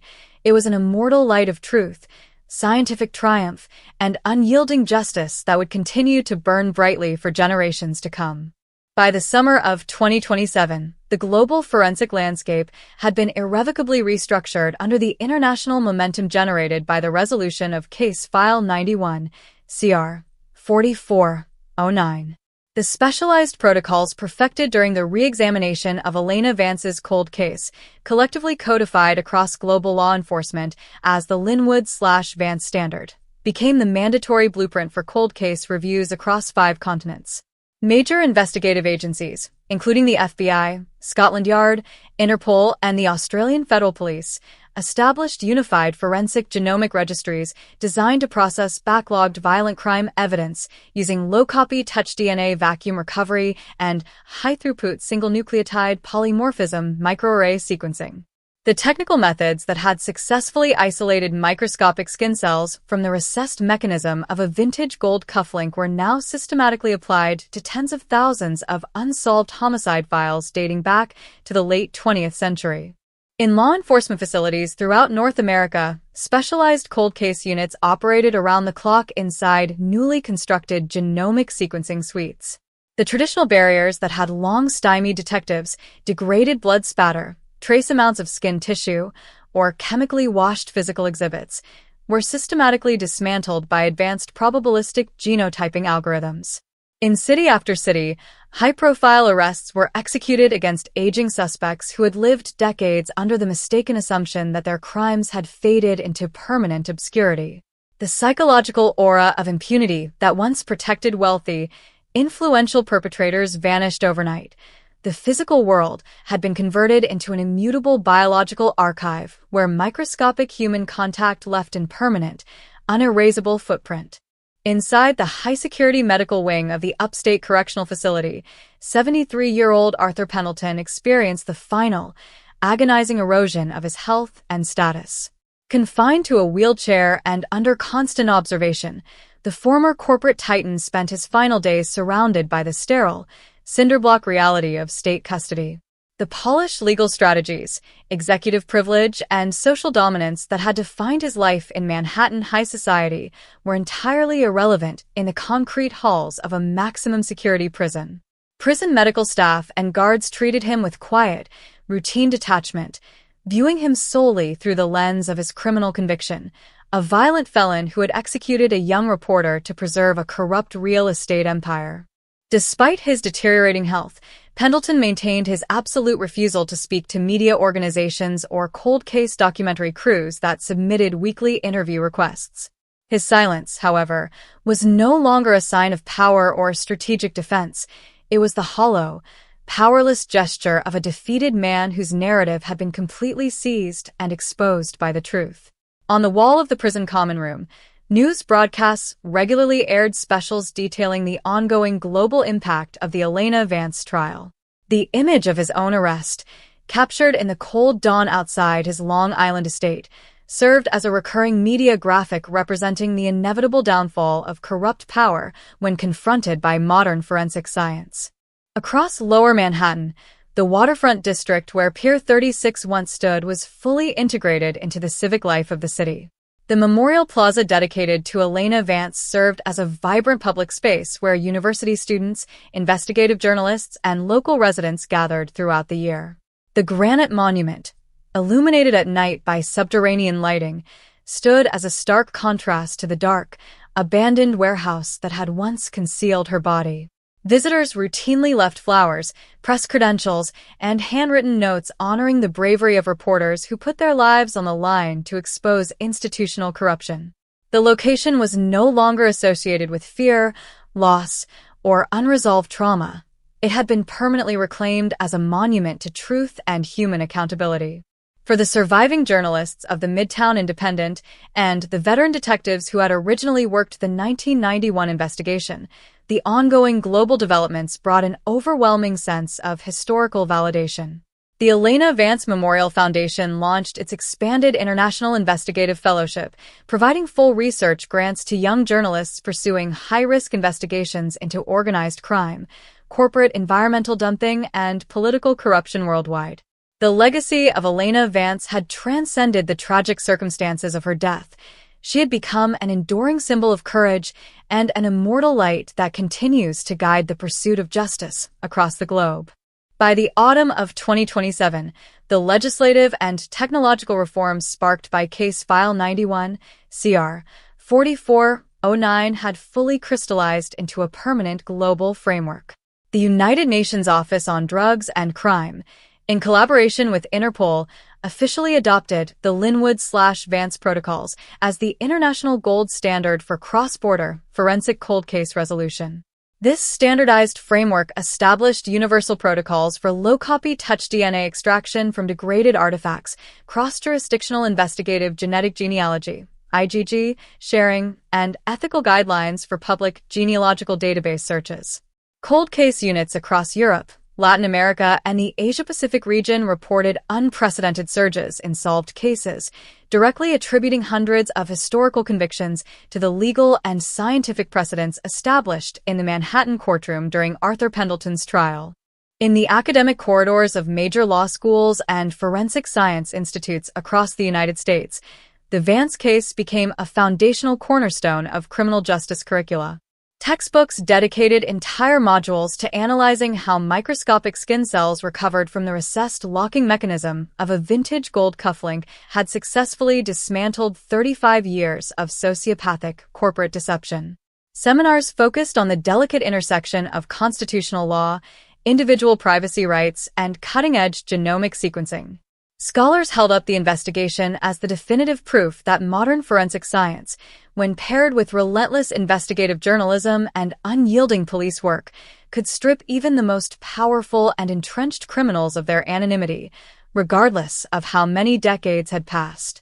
Inside the secure medical bay of the upstate correctional facility, 73-year-old Arthur Pendleton spent his final days under heavy guard, his health rapidly declining under the weight of advanced cardiovascular disease and severe physical frailty. Bedridden and hooked to monitoring equipment, the former corporate attorney was completely isolated from the world of privilege and influence he had once commanded. The marble foyers of his Long Island estate, the executive boardrooms of Midtown Manhattan, and the high society galas were replaced by the cold, sterile reality of a prison hospital ward.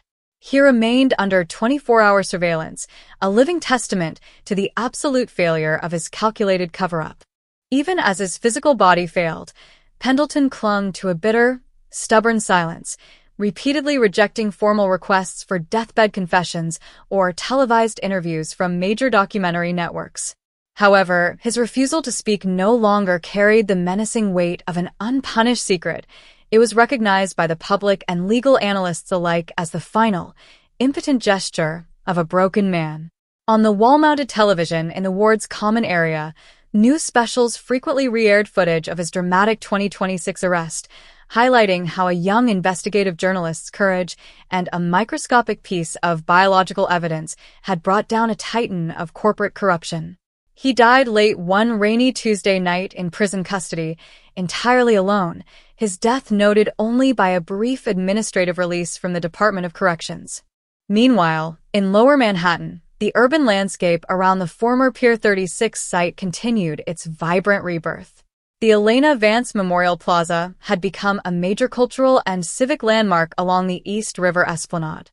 On any given afternoon, journalism students, civil rights advocates, and local residents could be seen gathered around the granite monument, reading the inscribed story of Elena Vance's life and work. The site that had once been synonymous with violence, fear, and deep-seated institutional corruption had been completely reclaimed, transformed into a permanent beacon of hope, truth, and community resilience. For the surviving members of the Midtown Independent newsroom and the retired NYPD detectives who had carried the burden of Case File 91, CR 4409 across 3.5 decades, Pendleton's death marked the quiet, final closing of a long and painful chapter. The Elena Vance Foundation expanded its reach, launching an international investigative fund that provided financial and legal backing to young journalists exposing corporate environmental crimes, political kickbacks, and human rights abuses around the world. Elena Vance's life was no longer defined by the dark tragedy beneath the warehouse floorboards in December 1991. Her legacy stood immortalized across the globe as an unextinguishable light of truth, proving that no amount of wealth, influence, or time can ever outrun ultimate justice. In the months following the death of Arthur Pendleton, the global impact of Case File 91, CR 4409 entered a new, enduring phase of cultural and legal institutionalization. The legacy of Elena Vance had expanded far beyond the boundaries of criminal justice and molecular biology, embedding itself directly into the core philosophy of investigative press freedom, public ethics, and democratic oversight. Across the world, media conglomerates, independent press unions, and civil rights coalitions formally recognized the Vance paradigm, the foundational principle that no journalist's work should ever be silenced by violence, corporate coercion, or political intimidation, and that the passage of time will never grant immunity to those who seek to suppress the truth. In late 2027, the National Press Club in Washington, D.C., alongside major international journalism federations, established the annual Elena Vance International Award for Courageous Reporting. The prestigious award, accompanied by a major research endowment funded by global media organizations and civic donations, was designed to honor young investigative reporters working under dangerous conditions to expose white-collar crime, government corruption, and organized maritime exploitation. The inaugural ceremony brought together veteran journalists, cold case detectives, and federal investigators, serving as a powerful reminder that Elena Vance's fearless spirit remained a living, driving force in modern journalism. At the Federal Bureau of Investigation's National Academy in Quantico, Virginia, the Elena Vance case was formally integrated into the executive curriculum for senior law enforcement leaders and forensic directors. Special agents and international police liaison officers studied the precise operational steps that brought down Arthur Pendleton, analyzing how cold case task forces could bridge generational gaps between legacy paper archives and high-throughput genomic platforms. The case study emphasized not only the scientific mechanics of high-throughput SNP microarray sequencing and vacuum-assisted touch DNA extraction, but also the crucial importance of victim advocacy, media transparency, and cross-jurisdictional collaboration in high-profile homicide prosecutions. Across Lower Manhattan, the waterfront district that had once been dominated by dark, crumbling piers and corrupt real estate syndicates completed its total architectural and cultural transformation. The East River Esplanade surrounding the former site of Pier 36 was officially designated as the Elena Vance Truth Esplanade. The granite memorial monument at the center of the plaza became an international point of pilgrimage for visiting press delegations, law enforcement professionals, and ordinary citizens. Every year on December 8th, the anniversary of Elena's murder, a silent candlelit vigil was held along the water's edge, where community members gathered to read excerpts from her published investigative reports and honor the memory of cold case victims worldwide. For the surviving veteran detectives of the 1991 Homicide Squad and the retired editors of the Midtown Independent, the complete, unappealable resolution of the case brought a deep, reflective sense of ultimate accomplishment. The heavy weight of unsolved mystery, missed clues, and decades of institutional frustration had been fully lifted, replaced by the profound knowledge that their initial, meticulous preservation of physical evidence in 1991 had ultimately provided the essential foundation for modern science to deliver justice. They watched as a new generation of investigative journalists and forensic scientists stepped forward, armed with the tools, standards, and inspiration forged from Elena Vance's immortal legacy, ready to ensure that truth would always prevail over darkness. The final chapter of Case File 91, CR 4409 closed not with a sudden shock, but with the quiet, majestic weight of permanent historical transformation. By the late 2020s, the tragic narrative of Elena Vance was no longer remembered as a cold, dark murder mystery hidden beneath an abandoned East River pier. It had become the universally recognized catalyst for a global renaissance in forensic science, human rights law, and investigative journalism. The name Elena Vance was carved into the permanent bedrock of criminal justice history, serving as an eternal shield for those who dare to speak truth to power and an unyielding warning to those who believe wealth and influence can hide their darkest crimes. The legacy of the case found its most powerful institutional expression in the permanent establishment of the global Linwood/Vance Genomic Archive, headquartered in Lower Manhattan just a short distance from the site of the former Pier 36. This state-of-the-art international institute brought together the world's leading molecular geneticists, forensic genealogists, cyberarchivists, and human rights investigators under a single, unified mandate to systematically re-examine every unsolved violent crime and unidentified missing persons file from the pre-genomic era. Powered by artificial intelligence pattern recognition, automated high-throughput SNP sequencing, and non-destructive ultrasensitive touch DNA recovery, the Institute processed thousands of legacy evidence containers each year, liberating forgotten victims from the cold obscurity of precinct basements across 6 continents. In the newsrooms of major international publications, the memory of the fearless 22-year-old reporter lived on as a guiding moral compass. The Elena Vance Center for Investigative Integrity, established through public donations and media consortiums, provided continuous legal protection, digital security encryption, and financial backing for independent journalists exposing public corruption, environmental degradation, and organized corporate crime worldwide. Young reporters embarking on high-risk assignments wore lapel pins bearing Elena's initials and the date of her story's final publication, drawing strength from the knowledge that her voice had survived 35 years of silence to ultimately conquer the dark network that sought to erase her. Along the banks of the East River, the Elena Vance Truth Esplanade had grown into one of New York City's most revered public landmarks. Where cold river water once lapped against rotting timber pilings and blood-stained floorboards, bright trees now lined a pristine waterfront promenade filled with light, art, and community life. At the center of the esplanade stood the permanent granite monument, flanked by 2 bronze plaques detailing the history of the investigation, from the painstaking work of the original 1991 homicide detectives to the microscopic breakthrough in the clean room in 2026. Every evening as dusk fell over the city, warm amber lights illuminated the engraved inscription at the monument's base, casting a soft reflection across the river currents. Truth is not bound by time, nor can it be buried by power. Microscopic in its origin, infinite in its reach, it waits silently in the dark until justice calls it home. For the surviving members of the original investigation and newsroom team, now elder statesmen of law and journalism, the completion of the narrative brought a profound, transcendent peace. They knew that their work was finished. The Phantom of Pier 36 had been unmasked, convicted, and brought to justice. The victim had been restored to her rightful place of honor in the city's story, and the science forged from her sacrifice was actively saving lives and delivering answers to thousands of grieving families around the world every single day.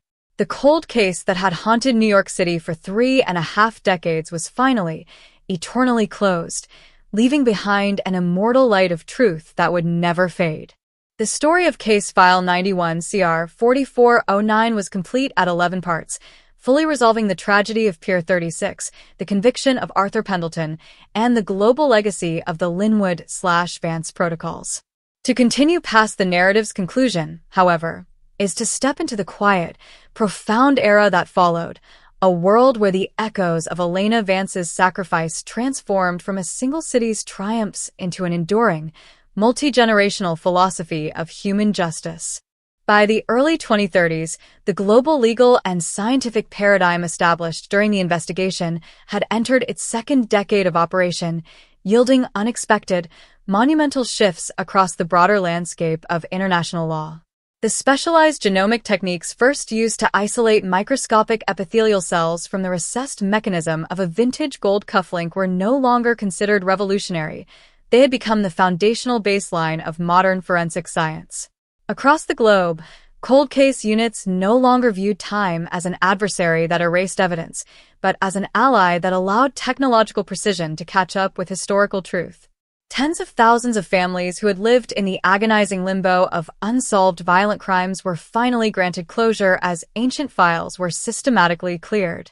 In law schools and forensic institutes worldwide, the study of the Vance trial evolved from a simple legal precedent into a comprehensive philosophical discipline known as temporal forensic jurisprudence. Academics analyzed the ethical, legal, and technological implications of using modern genomic tools to hold aging perpetrators accountable for crimes committed decades in the past.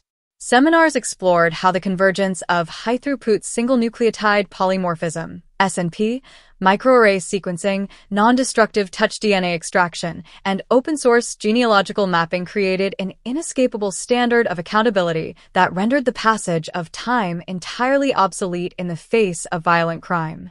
At the central headquarters of the global Linwood/Vance Genomic Archive in Lower Manhattan, researchers and federal analysts worked alongside international law enforcement liaisons to digitize and reevaluate physical evidence from historical conflict zones, human rights violations, and unsolved cold cases spanning the late 20th century.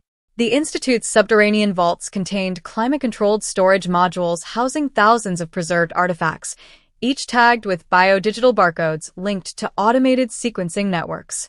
What began as a local task force operating out of one police plaza had matured into the world's most formidable repository of cold case justice, ensuring that no crime, regardless of how deeply buried or politically protected, would ever be permanently forgotten. Along the East River Esplanade, the Elena Vance Truth Esplanade remained a vibrant, living tribute to the power of investigative journalism and civic courage.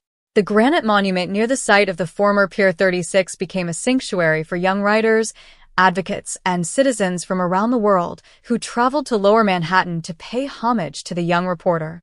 The surrounding park, once a desolate stretch of decaying piers and industrial shadows, now echoed with the sounds of community gatherings, public lectures, and annual press freedom summits.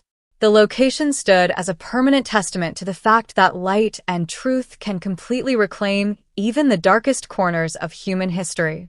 For the final surviving members of the original 1991 newsroom and homicide squad, watching the long-term impact of their work unfold brought a quiet, absolute sense of fulfillment.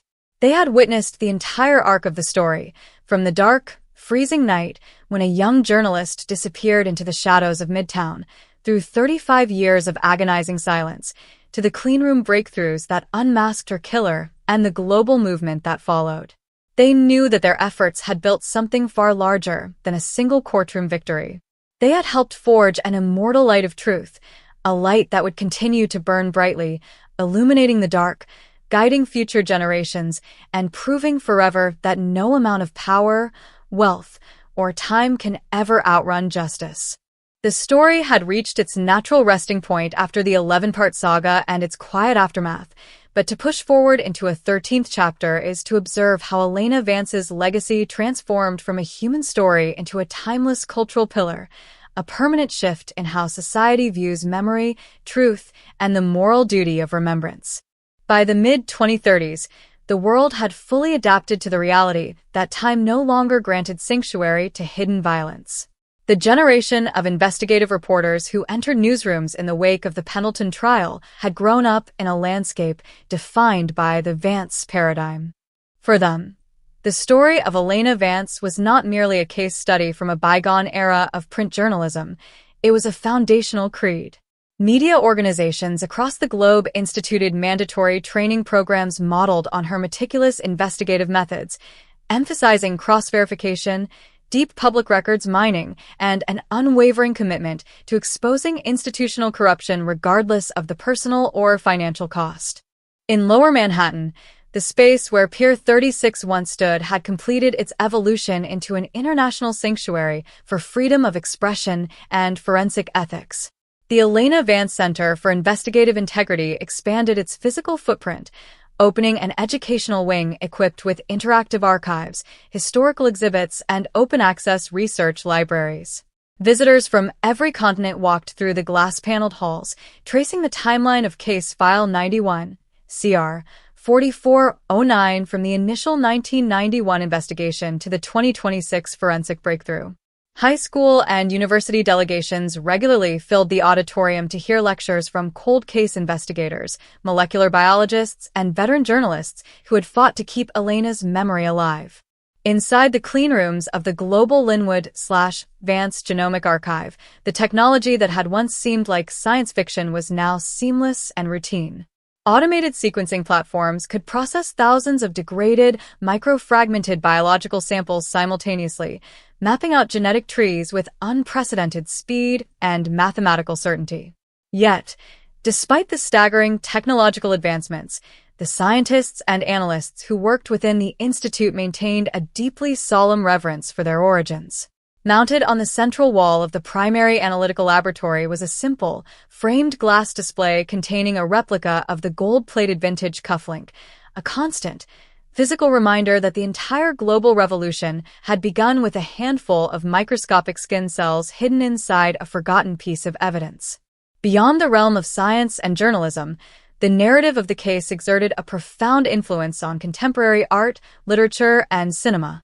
Documentary filmmakers, playwrights, and authors drew continuous inspiration from the 35-year struggle for truth, framing the story not as a sensation-driven crime narrative, but as a monumental human epic about the victory of persistence over power.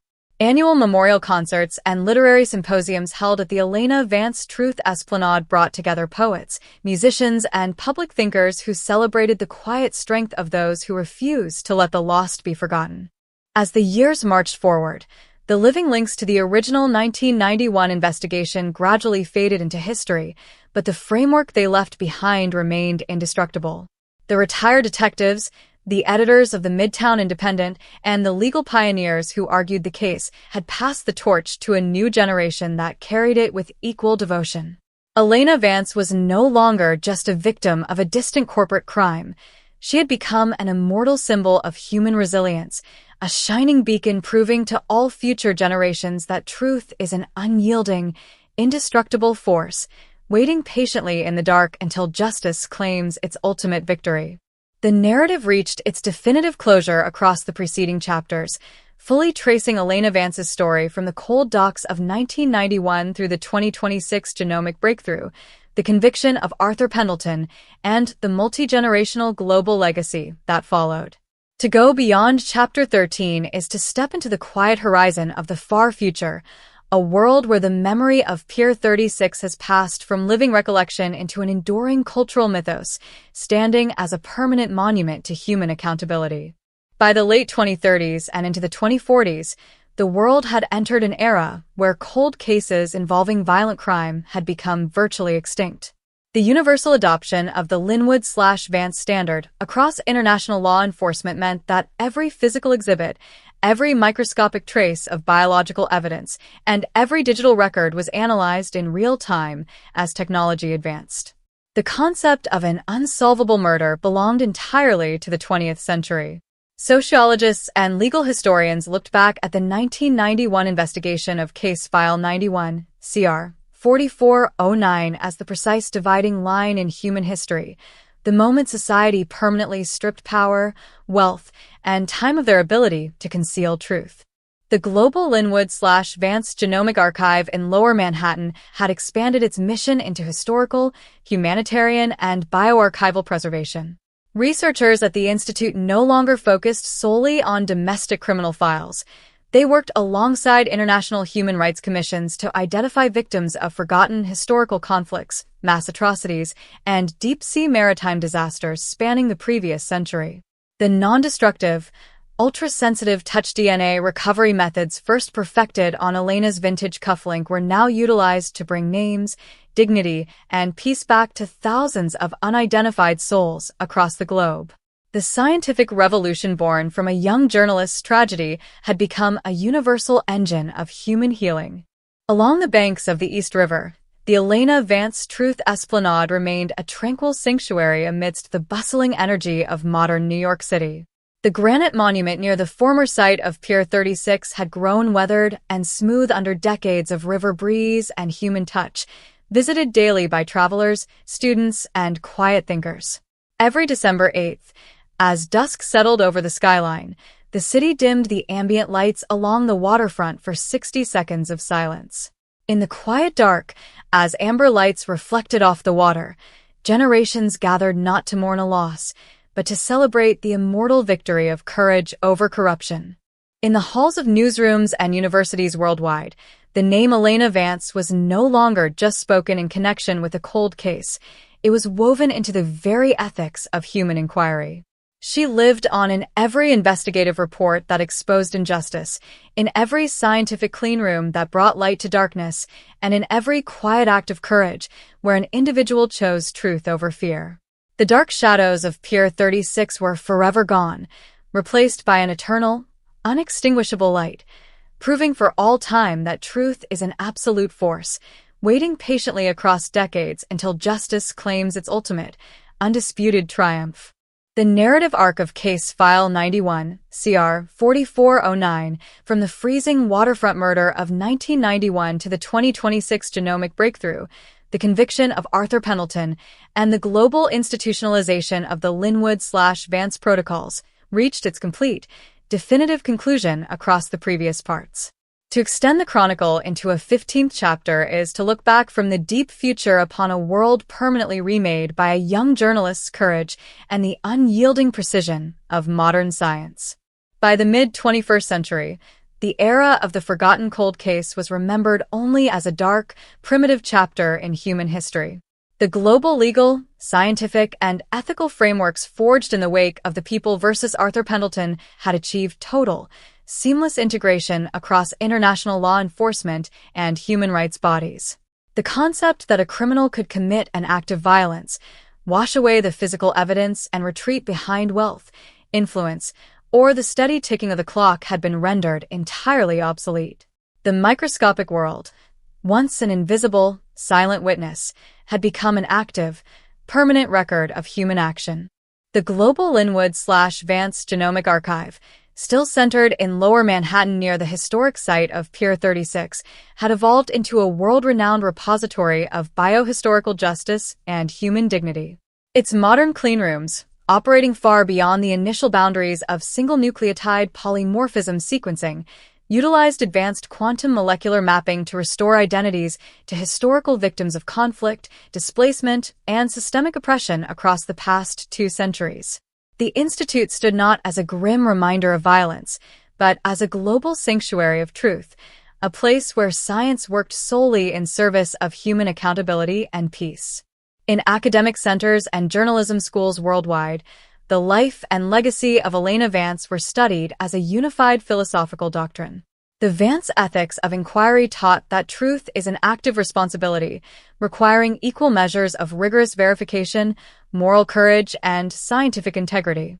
Young reporters entering the field were handed bound volumes containing Elena's original 1991 investigative drafts alongside the scientific documentation of the 2026 cold case resolution. They learned that no story is ever truly lost, no voice is ever permanently silenced, and no sacrifice made in pursuit of the truth is ever in vain. Along the East River Esplanade, where the dark floorboards of Pier 36 once concealed a terrible secret, the granite memorial monument stood smooth and timeless under the Manhattan sky. Surrounding it, the city thrived, a vibrant, luminous metropolis reflecting off the open water. Every evening, as the city lights began to shimmer across the river, visitors from every corner of the earth paused at the plaza to read the golden inscription carved deep into the stone. It remained an immortal promise to all future generations. Truth is not bound by time, nor can it be buried by power. Microscopic in its origin, infinite in its reach, it waits silently in the dark until justice calls it home. The story of Case File 91, CR 4409 is fulfilled. The justice sought for 35 years stands absolute, unalterable, and eternal. The complete narrative arc of Case File 91, CR 4409, from the initial discovery in 1991 through the 2026 genomic breakthrough, the conviction of Arthur Pendleton, and the global legacy of the Linwood/Vance protocols, was fully brought to its definitive, absolute conclusion across the previous parts.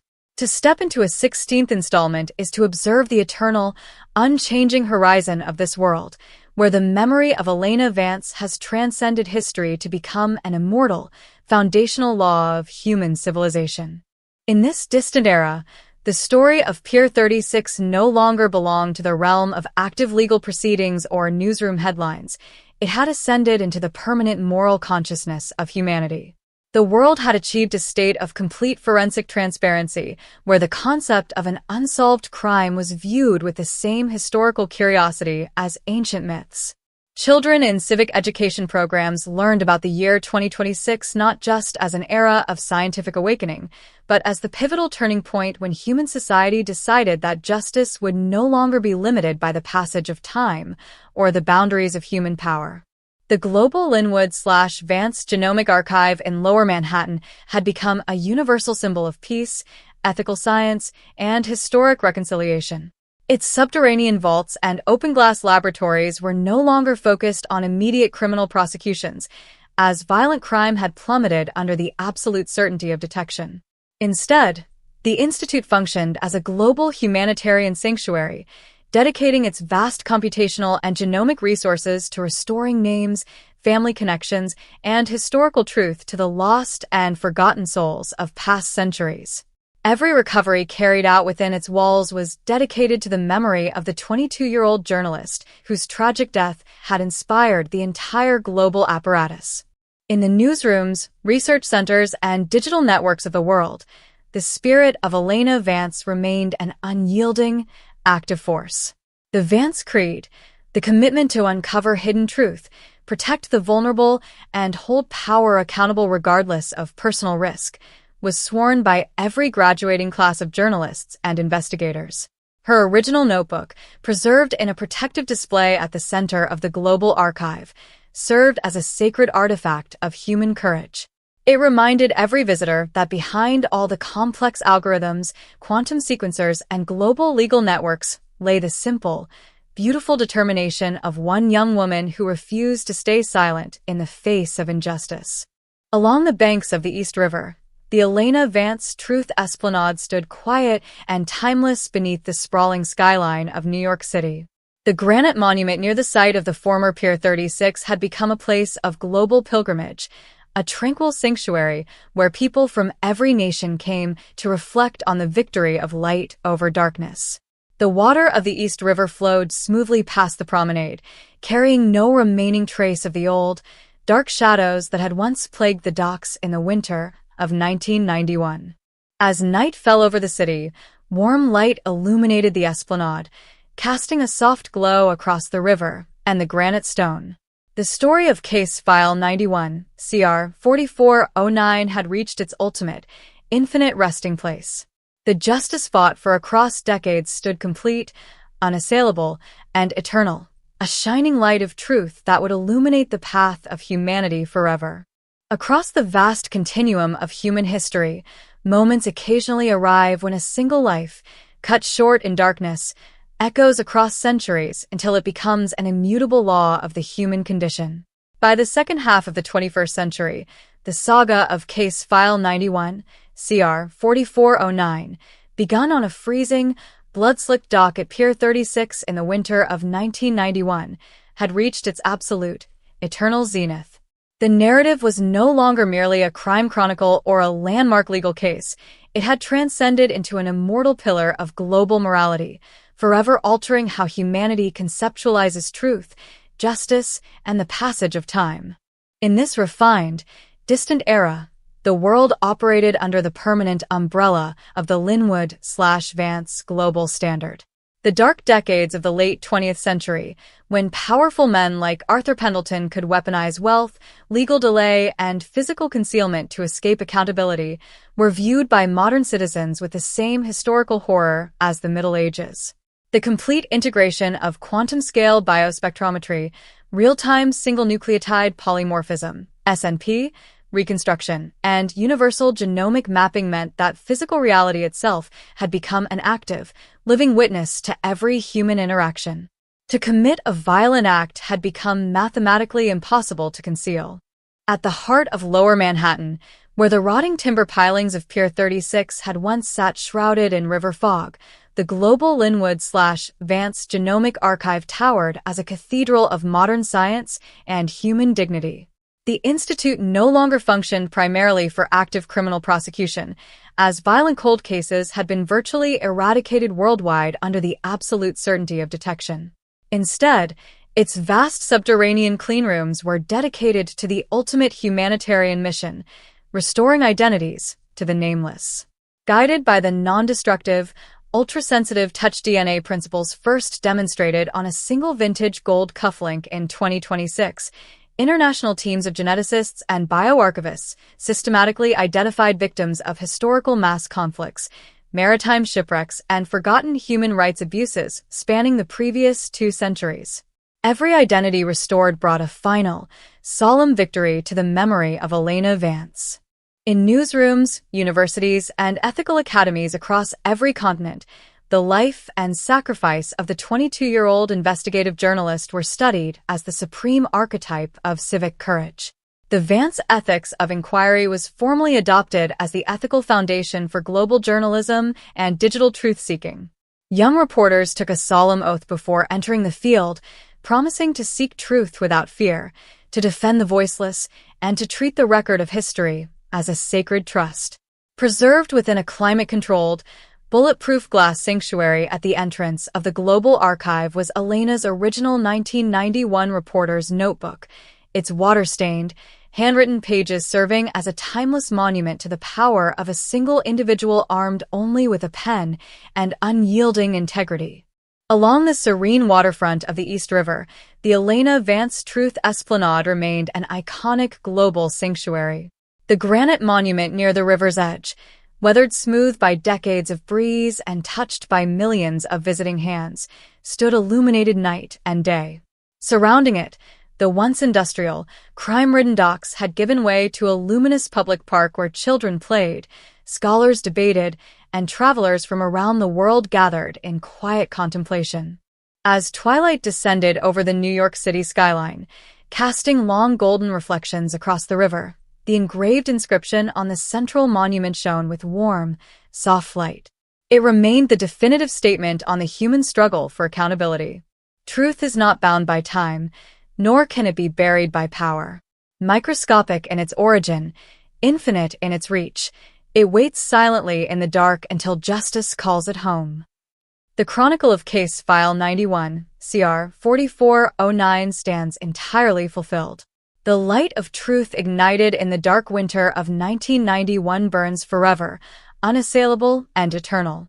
The Grand Arc of Case File 91, CR 4409, from the cold, blood-stained timber of Pier 36 in December 1991 to the microscopic cleanrooms of 2026, the conviction of Arthur Pendleton, and the global institutionalization of the Linwood/Vance Standard, reached its absolute narrative and legal completion across the preceding chapters. To move into an 18th movement is to look upon a world where the memory of Elena Vance has completed its transformation from a historical cold case mystery into an immortal law of human existence. By the late 21st century, the story of Pier 36 was no longer remembered as a mere tragedy or a single courtroom victory. It had become the foundational cornerstone of a global ethical order. The world had entered an era of absolute forensic clarity, where the concept of an unsolved violent crime was studied in history textbooks alongside medieval plague remedies, as a dark relic of an era when humanity lacked the technical tools and moral courage to protect the vulnerable from the powerful. The global Linwood/Vance Genomic Archive in Lower Manhattan had evolved into one of the world's premier institutes for historical restoration and human rights preservation. Operating far beyond the initial boundaries of single nucleotide polymorphism, SNP, sequencing, the Institute's researchers utilized advanced quantum molecular mapping to analyze microscopic biological traces recovered from historical conflict sites, ancient maritime disasters, and forgotten mass graves across 6 continents. The non-destructive touch DNA protocols first perfected on Arthur Pendleton's gold-plated cufflink in 2026 were now used to give names, families, and solemn dignity back to hundreds of thousands of nameless souls lost to history. In newsrooms, law schools, and ethical academies worldwide, the legacy of the 22-year-old reporter lived on as an active, unyielding code. The Vance Ethics of Inquiry was formally adopted as the standard oath for journalists, legal scholars, and forensic scientists across the globe. Her original 1991 reporter's notebook, displayed in a permanent protective enclosure at the heart of the Global Archive, remained a sacred artifact of human courage, a constant reminder that the entire planetary network of cold case justice had begun with a young woman who refused to remain silent in the face of waterfront corruption. Along the banks of the East River, where rotting docks and industrial fog once hid Arthur Pendleton's crime, the Elena Vance Truth Esplanade stood as a luminous global sanctuary. The granite monument near the water's edge, worn smooth by the passage of time and the touch of millions of visitors, remained illuminated day and night. Every year on December 8th, as dusk settled over the skyline, the city observed a quiet moment of reflection, honoring not just the memory of Elena Vance, but the eternal victory of light over dark, truth over power, and justice over time. The engraved inscription at the monument's base continued to shine with soft, golden light across the river currents. Truth is not bound by time, nor can it be buried by power. Microscopic in its origin, infinite in its reach, it waits silently in the dark until justice calls it home. The saga of Case File 91, CR 4409 stands forever complete. The justice fought for across generations remains absolute, unassailable, and eternal. The definitive narrative of Case File 91, CR 4409, spanning the tragedy of Pier 36 in 1991, the 2026 genomic breakthrough, the conviction of Arthur Pendleton, and the global establishment of the Linwood/Vance Standard, reached its complete and final resolution in the preceding chapters. To project into a 19th part is to observe the permanent, unchanging horizon of this world, where the legacy of Elena Vance stands fully realized as an immortal law of human civilization. In this distant future, the events of 1991 no longer exist as an open story to be expanded, but as an unyielding ethical foundation upon which global justice rests. The era in which wealth, position, or the passage of time could obscure violent crime has been permanently closed. Forensic science, built upon the non-destructive touch DNA protocols first demonstrated on a vintage gold cufflink, operates with total, microscopic precision, rendering the concealment of violent acts mathematically impossible across the globe. At the Global Linwood/Vance Genomic Archive in Lower Manhattan, researchers and international human rights liaisons continue their work not in pursuit of active fugitives, but in service of historical truth and dignity. The Institute's quantum molecular sequencing cleanrooms systematically process degraded bioarchival samples from lost eras, returning names, familial heritage, and solemn recognition to thousands of unidentified victims of historical conflicts across 6 continents. The work born from Elena Vance's murder continues to heal the past on a global scale. In newsrooms, universities, and legal academies worldwide, the Vance Ethics of Inquiry remains the foundational doctrine of investigative integrity. Young reporters and forensic scholars study the 1991 case as the definitive testament to civic courage, taking an oath to seek truth without fear and hold power accountable. Elena's original reporter's notebook, preserved at the center of the Global Archive, serves as an eternal reminder that the world's most formidable framework of justice began with the courage of a single individual. Along the East River, the Elena Vance Truth Esplanade remains a tranquil, luminous sanctuary. Where dark timber pilings once concealed a terrible secret, bright parklands and open river walks now thrive under the Manhattan sky. The granite monument near the former site of Pier 36 stands weathered and smooth, its amber inscription glowing softly against the water. Truth is not bound by time, nor can it be buried by power. Microscopic in its origin, infinite in its reach, it waits silently in the dark until justice calls it home.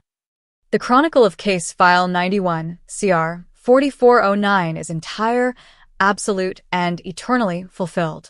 The definitive narrative of Case File 91, CR 4409, from the cold docks of Pier 36 in December 1991 to the microscopic breakthrough in 2026, the conviction of Arthur Pendleton, and the global legacy of the Linwood/Vance Standard, reached its absolute completion across the preceding chapters.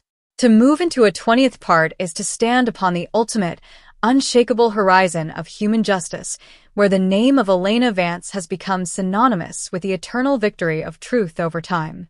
In this far future epoch, the world views the mid-20th and early 21st centuries through the lens of profound historical gratitude. The era when powerful figures like Arthur Pendleton could weaponize wealth, political leverage, and decades of silence to escape accountability is remembered as a long-closed dark age. The global forensic architecture, rooted in the non-destructive touch DNA and ultrasensitive single nucleotide polymorphism, SNP, protocols first pioneered on a single gold-plated cufflink, functions with absolute, microscopic certainty across the globe. The passage of time no longer erases evidence. It merely allows technology to render the physical record of reality completely transparent. At the global Linwood/Vance Genomic Archive in Lower Manhattan, built near the historic waterfront where Pier 36 once stood, the mission of forensic science has fully transformed into a universal engine of human healing.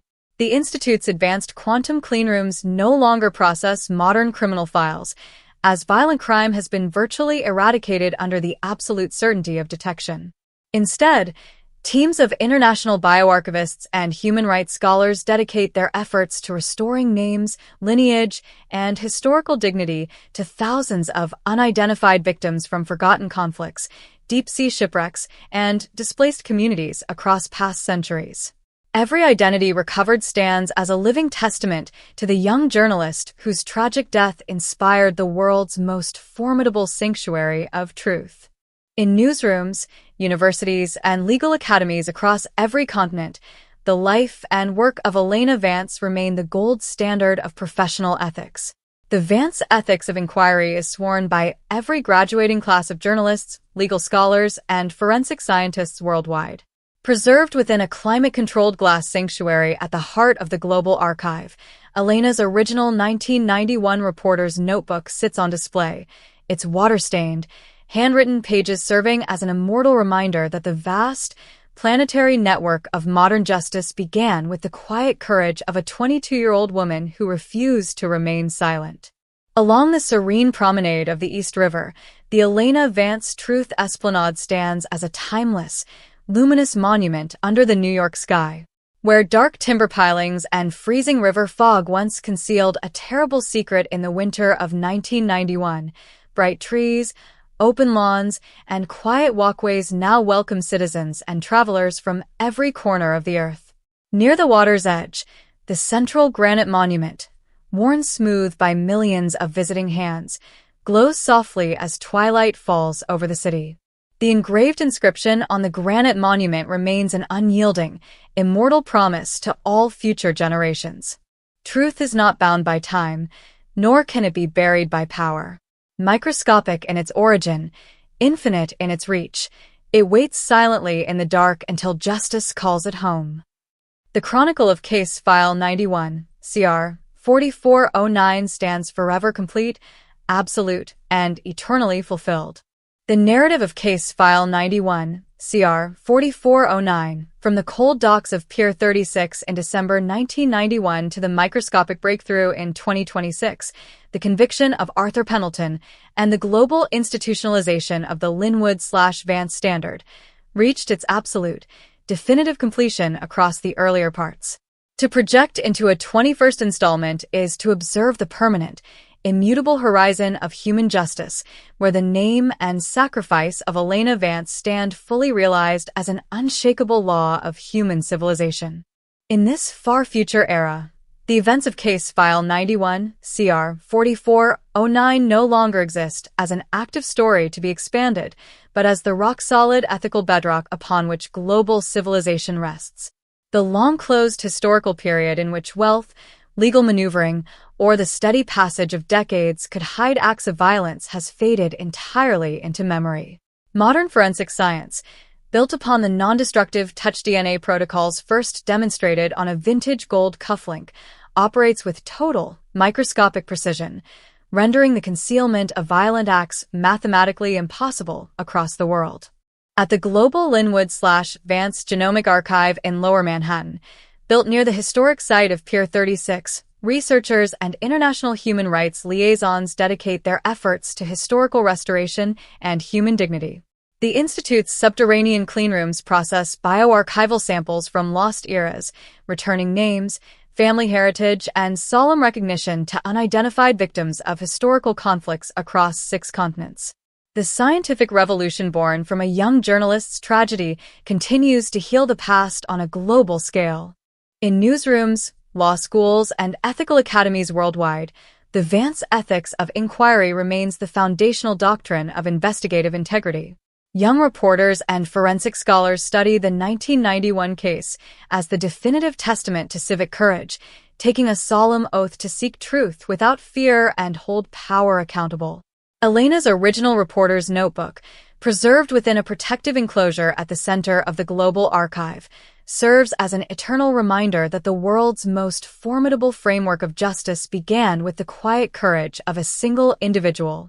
Along the banks of the East River, the Elena Vance Truth Esplanade stands as a tranquil, luminous sanctuary, where dark timber pilings and freezing river fog once concealed a terrible secret.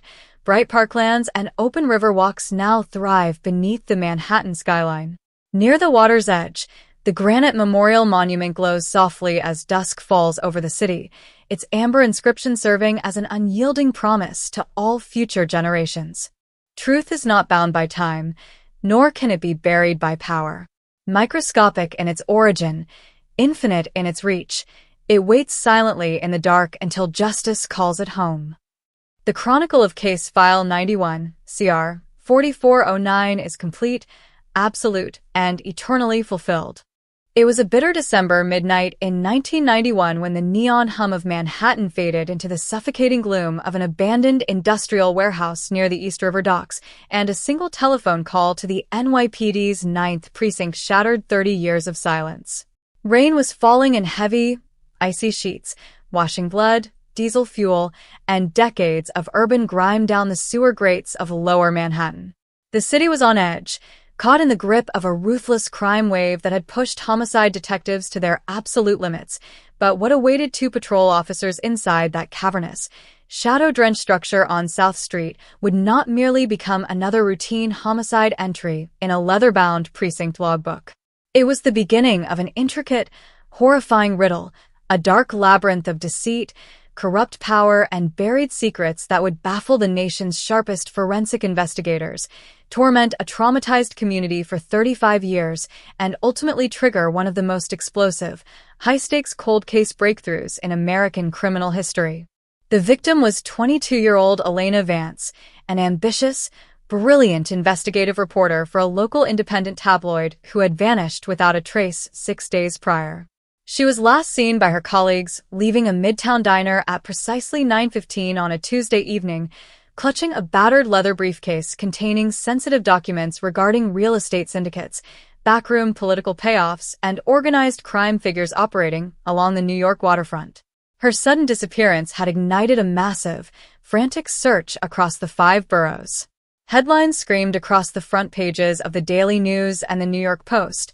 Where's Elena? Midtown journalist vanishes, and search intensifies in Manhattan. But as hours bled into days, the desperate search yielded nothing. No witnesses, no abandoned vehicle, no ransom demands, and not a single drop of blood. Elena Vance had simply evaporated into the concrete jungle of Manhattan, leaving her family, her fiancé, and her newsroom colleagues trapped in a nightmare of agonizing speculation. When the call finally broke through the static on the precinct radio at midnight on December 14th, an anonymous caller with a gravelly, trembling voice gave a precise location: Pier 36, South Loading Bay, beneath the rotting floorboards. When responding officers kicked open the rusted iron door of the abandoned warehouse, the smell of ozone, damp river rot, and copper hung thick in the freezing air. Guided only by the narrow beams of their flashlights, officers cut through heavy steel chains and pulled back decaying wooden planks to reveal a sight that chilled them to the bone. Elena Vance had been found. She was bound with industrial-grade nylon cord, her body wrapped in heavy waterproof canvas, buried beneath pounds of quicklime and river silt. But what made the scene truly harrowing, what made seasoned homicide detectives back away in stunned horror, was the meticulous, almost surgical precision of the crime scene. There were no signs of a struggle, no random violence, and no obvious drag marks. This was not a panic-driven mugging or a robbery gone wrong. It was an execution carried out by someone who possessed intimate knowledge of police procedures, forensic limitations, and the dark, unmapped corners of the city waterfront. As senior homicide detectives and crime scene technicians flooded the Pier 36 warehouse, pulling up floorboards and sifting through damp silt under glaring halogen lights, the mystery only deepened. Elena's leather briefcase was gone. Her press identification, wallet, and personal notebook had been stripped from her clothing. Every physical marker that could tie her body to a specific location or perpetrator had been carefully removed. The killer had even used heavy chemical solvents to scrub her hands, boots, and coat, attempting to obliterate every microtrace of fiber, dirt, or foreign biological matter. Yet, despite this clinical cleanup, the lead forensic examiner discovered a single, bizarre anomaly pinned beneath the lining of her inner wool jacket, a tiny, gold-plated vintage cufflink bearing a custom monogram that did not belong to Elena or anyone in her immediate circle. It was a phantom clue, a silent fragment of evidence left behind in the dark, but in 1991, without the benefit of modern DNA testing or digital forensic registries, it was a dead end that raised far more questions than it answered. News of Elena Vance's gruesome discovery struck New York City like a thunderbolt. The media circus that erupted outside the 9th Precinct was unprecedented. Television news helicopters hovered over the East River, news vans lined the perimeter of Pier 36, and front-page headlines roared with daily sensational updates: murder on the docks, silenced by the mob, and the Manhattan executor. The public was paralyzed by fear and indignation. Elena was not just a name in a police report. She was a rising voice of truth, a fearless young woman who had dared to poke her pen into the darkest, most dangerous corners of the city's power structure. The community demanded swift, uncompromising justice, and the mayor's office placed immense pressure on the NYPD to produce an immediate suspect. Detectives launched a sprawling, aggressive investigation, interviewing hundreds of waterfront workers, political insiders, real estate moguls, and career criminals. They logged thousands of overtime hours, followed hundreds of dead-end leads, and cross-referenced every gold-plated cufflink sold in the tri-state area over the preceding decade. Yet, every lead led straight into a brick wall. The suspects provided airtight alibis. The waterfront workers met detectives with a wall of terrifying silence, and the mysterious telephone call that led police to the warehouse was traced to an unmonitored payphone on 42nd Street, where street sweepers and passing traffic had wiped away any hope of latent fingerprints. The case was turning cold before the ink on the autopsy report was even dry. High-ranking city officials quietly began shifting investigative resources toward other high-profile homicides plaguing the city, and the intense media spotlight began to fade. The file on Elena Vance, Case File 91, CR 4409, was placed inside a manila folder, stamped unsolved, and carried down into the damp, fluorescent-lit basement archives of one police plaza, where it would gather dust alongside thousands of other forgotten Midwestern and New York tragedies. For 35 years, Case File 91, CR 4409 remained dormant, an open wound in the heart of the city and a permanent shadow over Elena Vance's surviving family. Her parents passed away without ever knowing who took their daughter's life, and her former newsroom colleagues scattered across the country, haunted by the lingering memory of the fearless young reporter who went out for a story and never came home. The warehouse at Pier 36 was eventually demolished, replaced by shiny waterfront high-rises and glass commercial towers, erasing the physical footprint of the crime scene entirely. To the casual passerby strolling along the East River Esplanade, the horrific night of December 1991 was ancient history, a forgotten glitch in the bustling narrative of a modern, transformed metropolis. But cold cases are never truly dead. They are merely waiting for time, technology, and human persistence to catch up with the truth. In early 2026, as part of a joint federal and state initiative to re-examine dormant cold cases using revolutionary forensic technologies, a newly formed cold case task force inside One Police Plaza unsealed the thick, yellowed folder of Case File 91, CR 4409.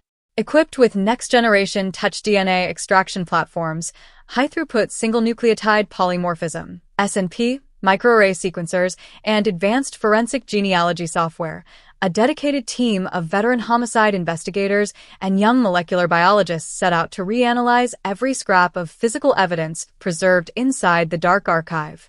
They pulled the original canvas wrapping, the nylon cord, and the single, gold-plated vintage cufflink from secure evidence lockers where they had rested undisturbed for more than 3 decades.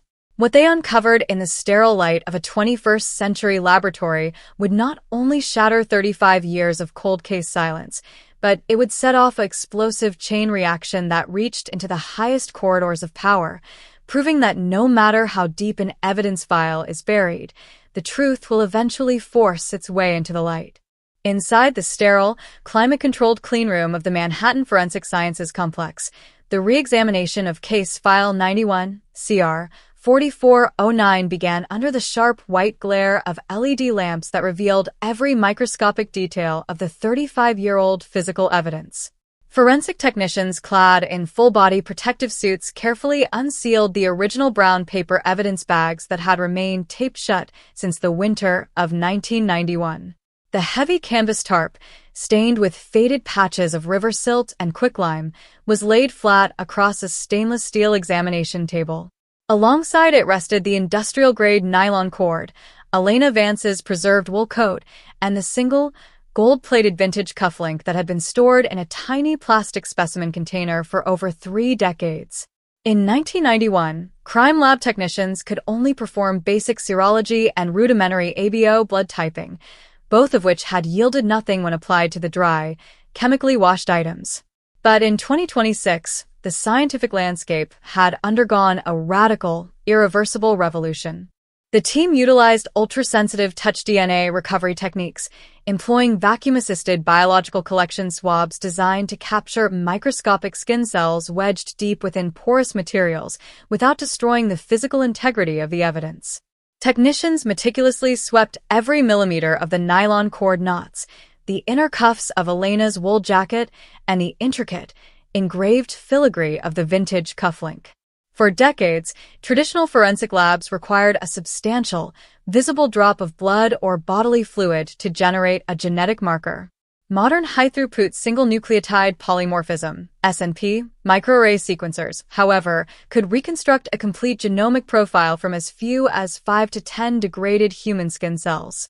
These microscopic fragments, shed invisibly by human touch, can cling to fabric, metal, and cordage through decades of storage, waiting like silent time capsules for the right technology to unlock their secrets. After 3 weeks of intensive processing, the genomic sequencing machines yielded a breakthrough that sent an electric jolt through the cold case task force. Deep within the microscopic grooves of the gold-plated cufflink's locking mechanism, a tiny recessed area that had completely escaped the killer's aggressive chemical cleanup in 1991, investigators isolated a clean, highly concentrated partial DNA profile belonging to an unknown male contributor. It was not a trace left by Elena Vance, nor did it match any of the original responding officers, crime scene technicians, or evidence custodians whose DNA profiles had been logged for elimination purposes. The unknown profile was a direct link to the phantom who had stood over Elena in the cold dark of Pier 35 years prior. Investigators immediately uploaded the digital sequence into the Combined DNA Index System, CODIS, the national law enforcement database containing millions of profiles from convicted felons and arrestees across all 50 states. The automated search ran through millions of records in seconds, but the red flashing text on the monitor delivered a frustratingly familiar result. An O match found. The unknown killer had no criminal record on file, or at least had never been processed for an offense that required mandatory genetic sampling. The investigation faced the exact hurdle that had paralyzed the original precinct detectives in 1991, a pristine piece of forensic evidence tied to an invisible ghost. Refusing to let the trail go cold again, the task force immediately pivoted to investigative genetic genealogy, IgG, the groundbreaking methodology that had fundamentally transformed modern cold case resolution.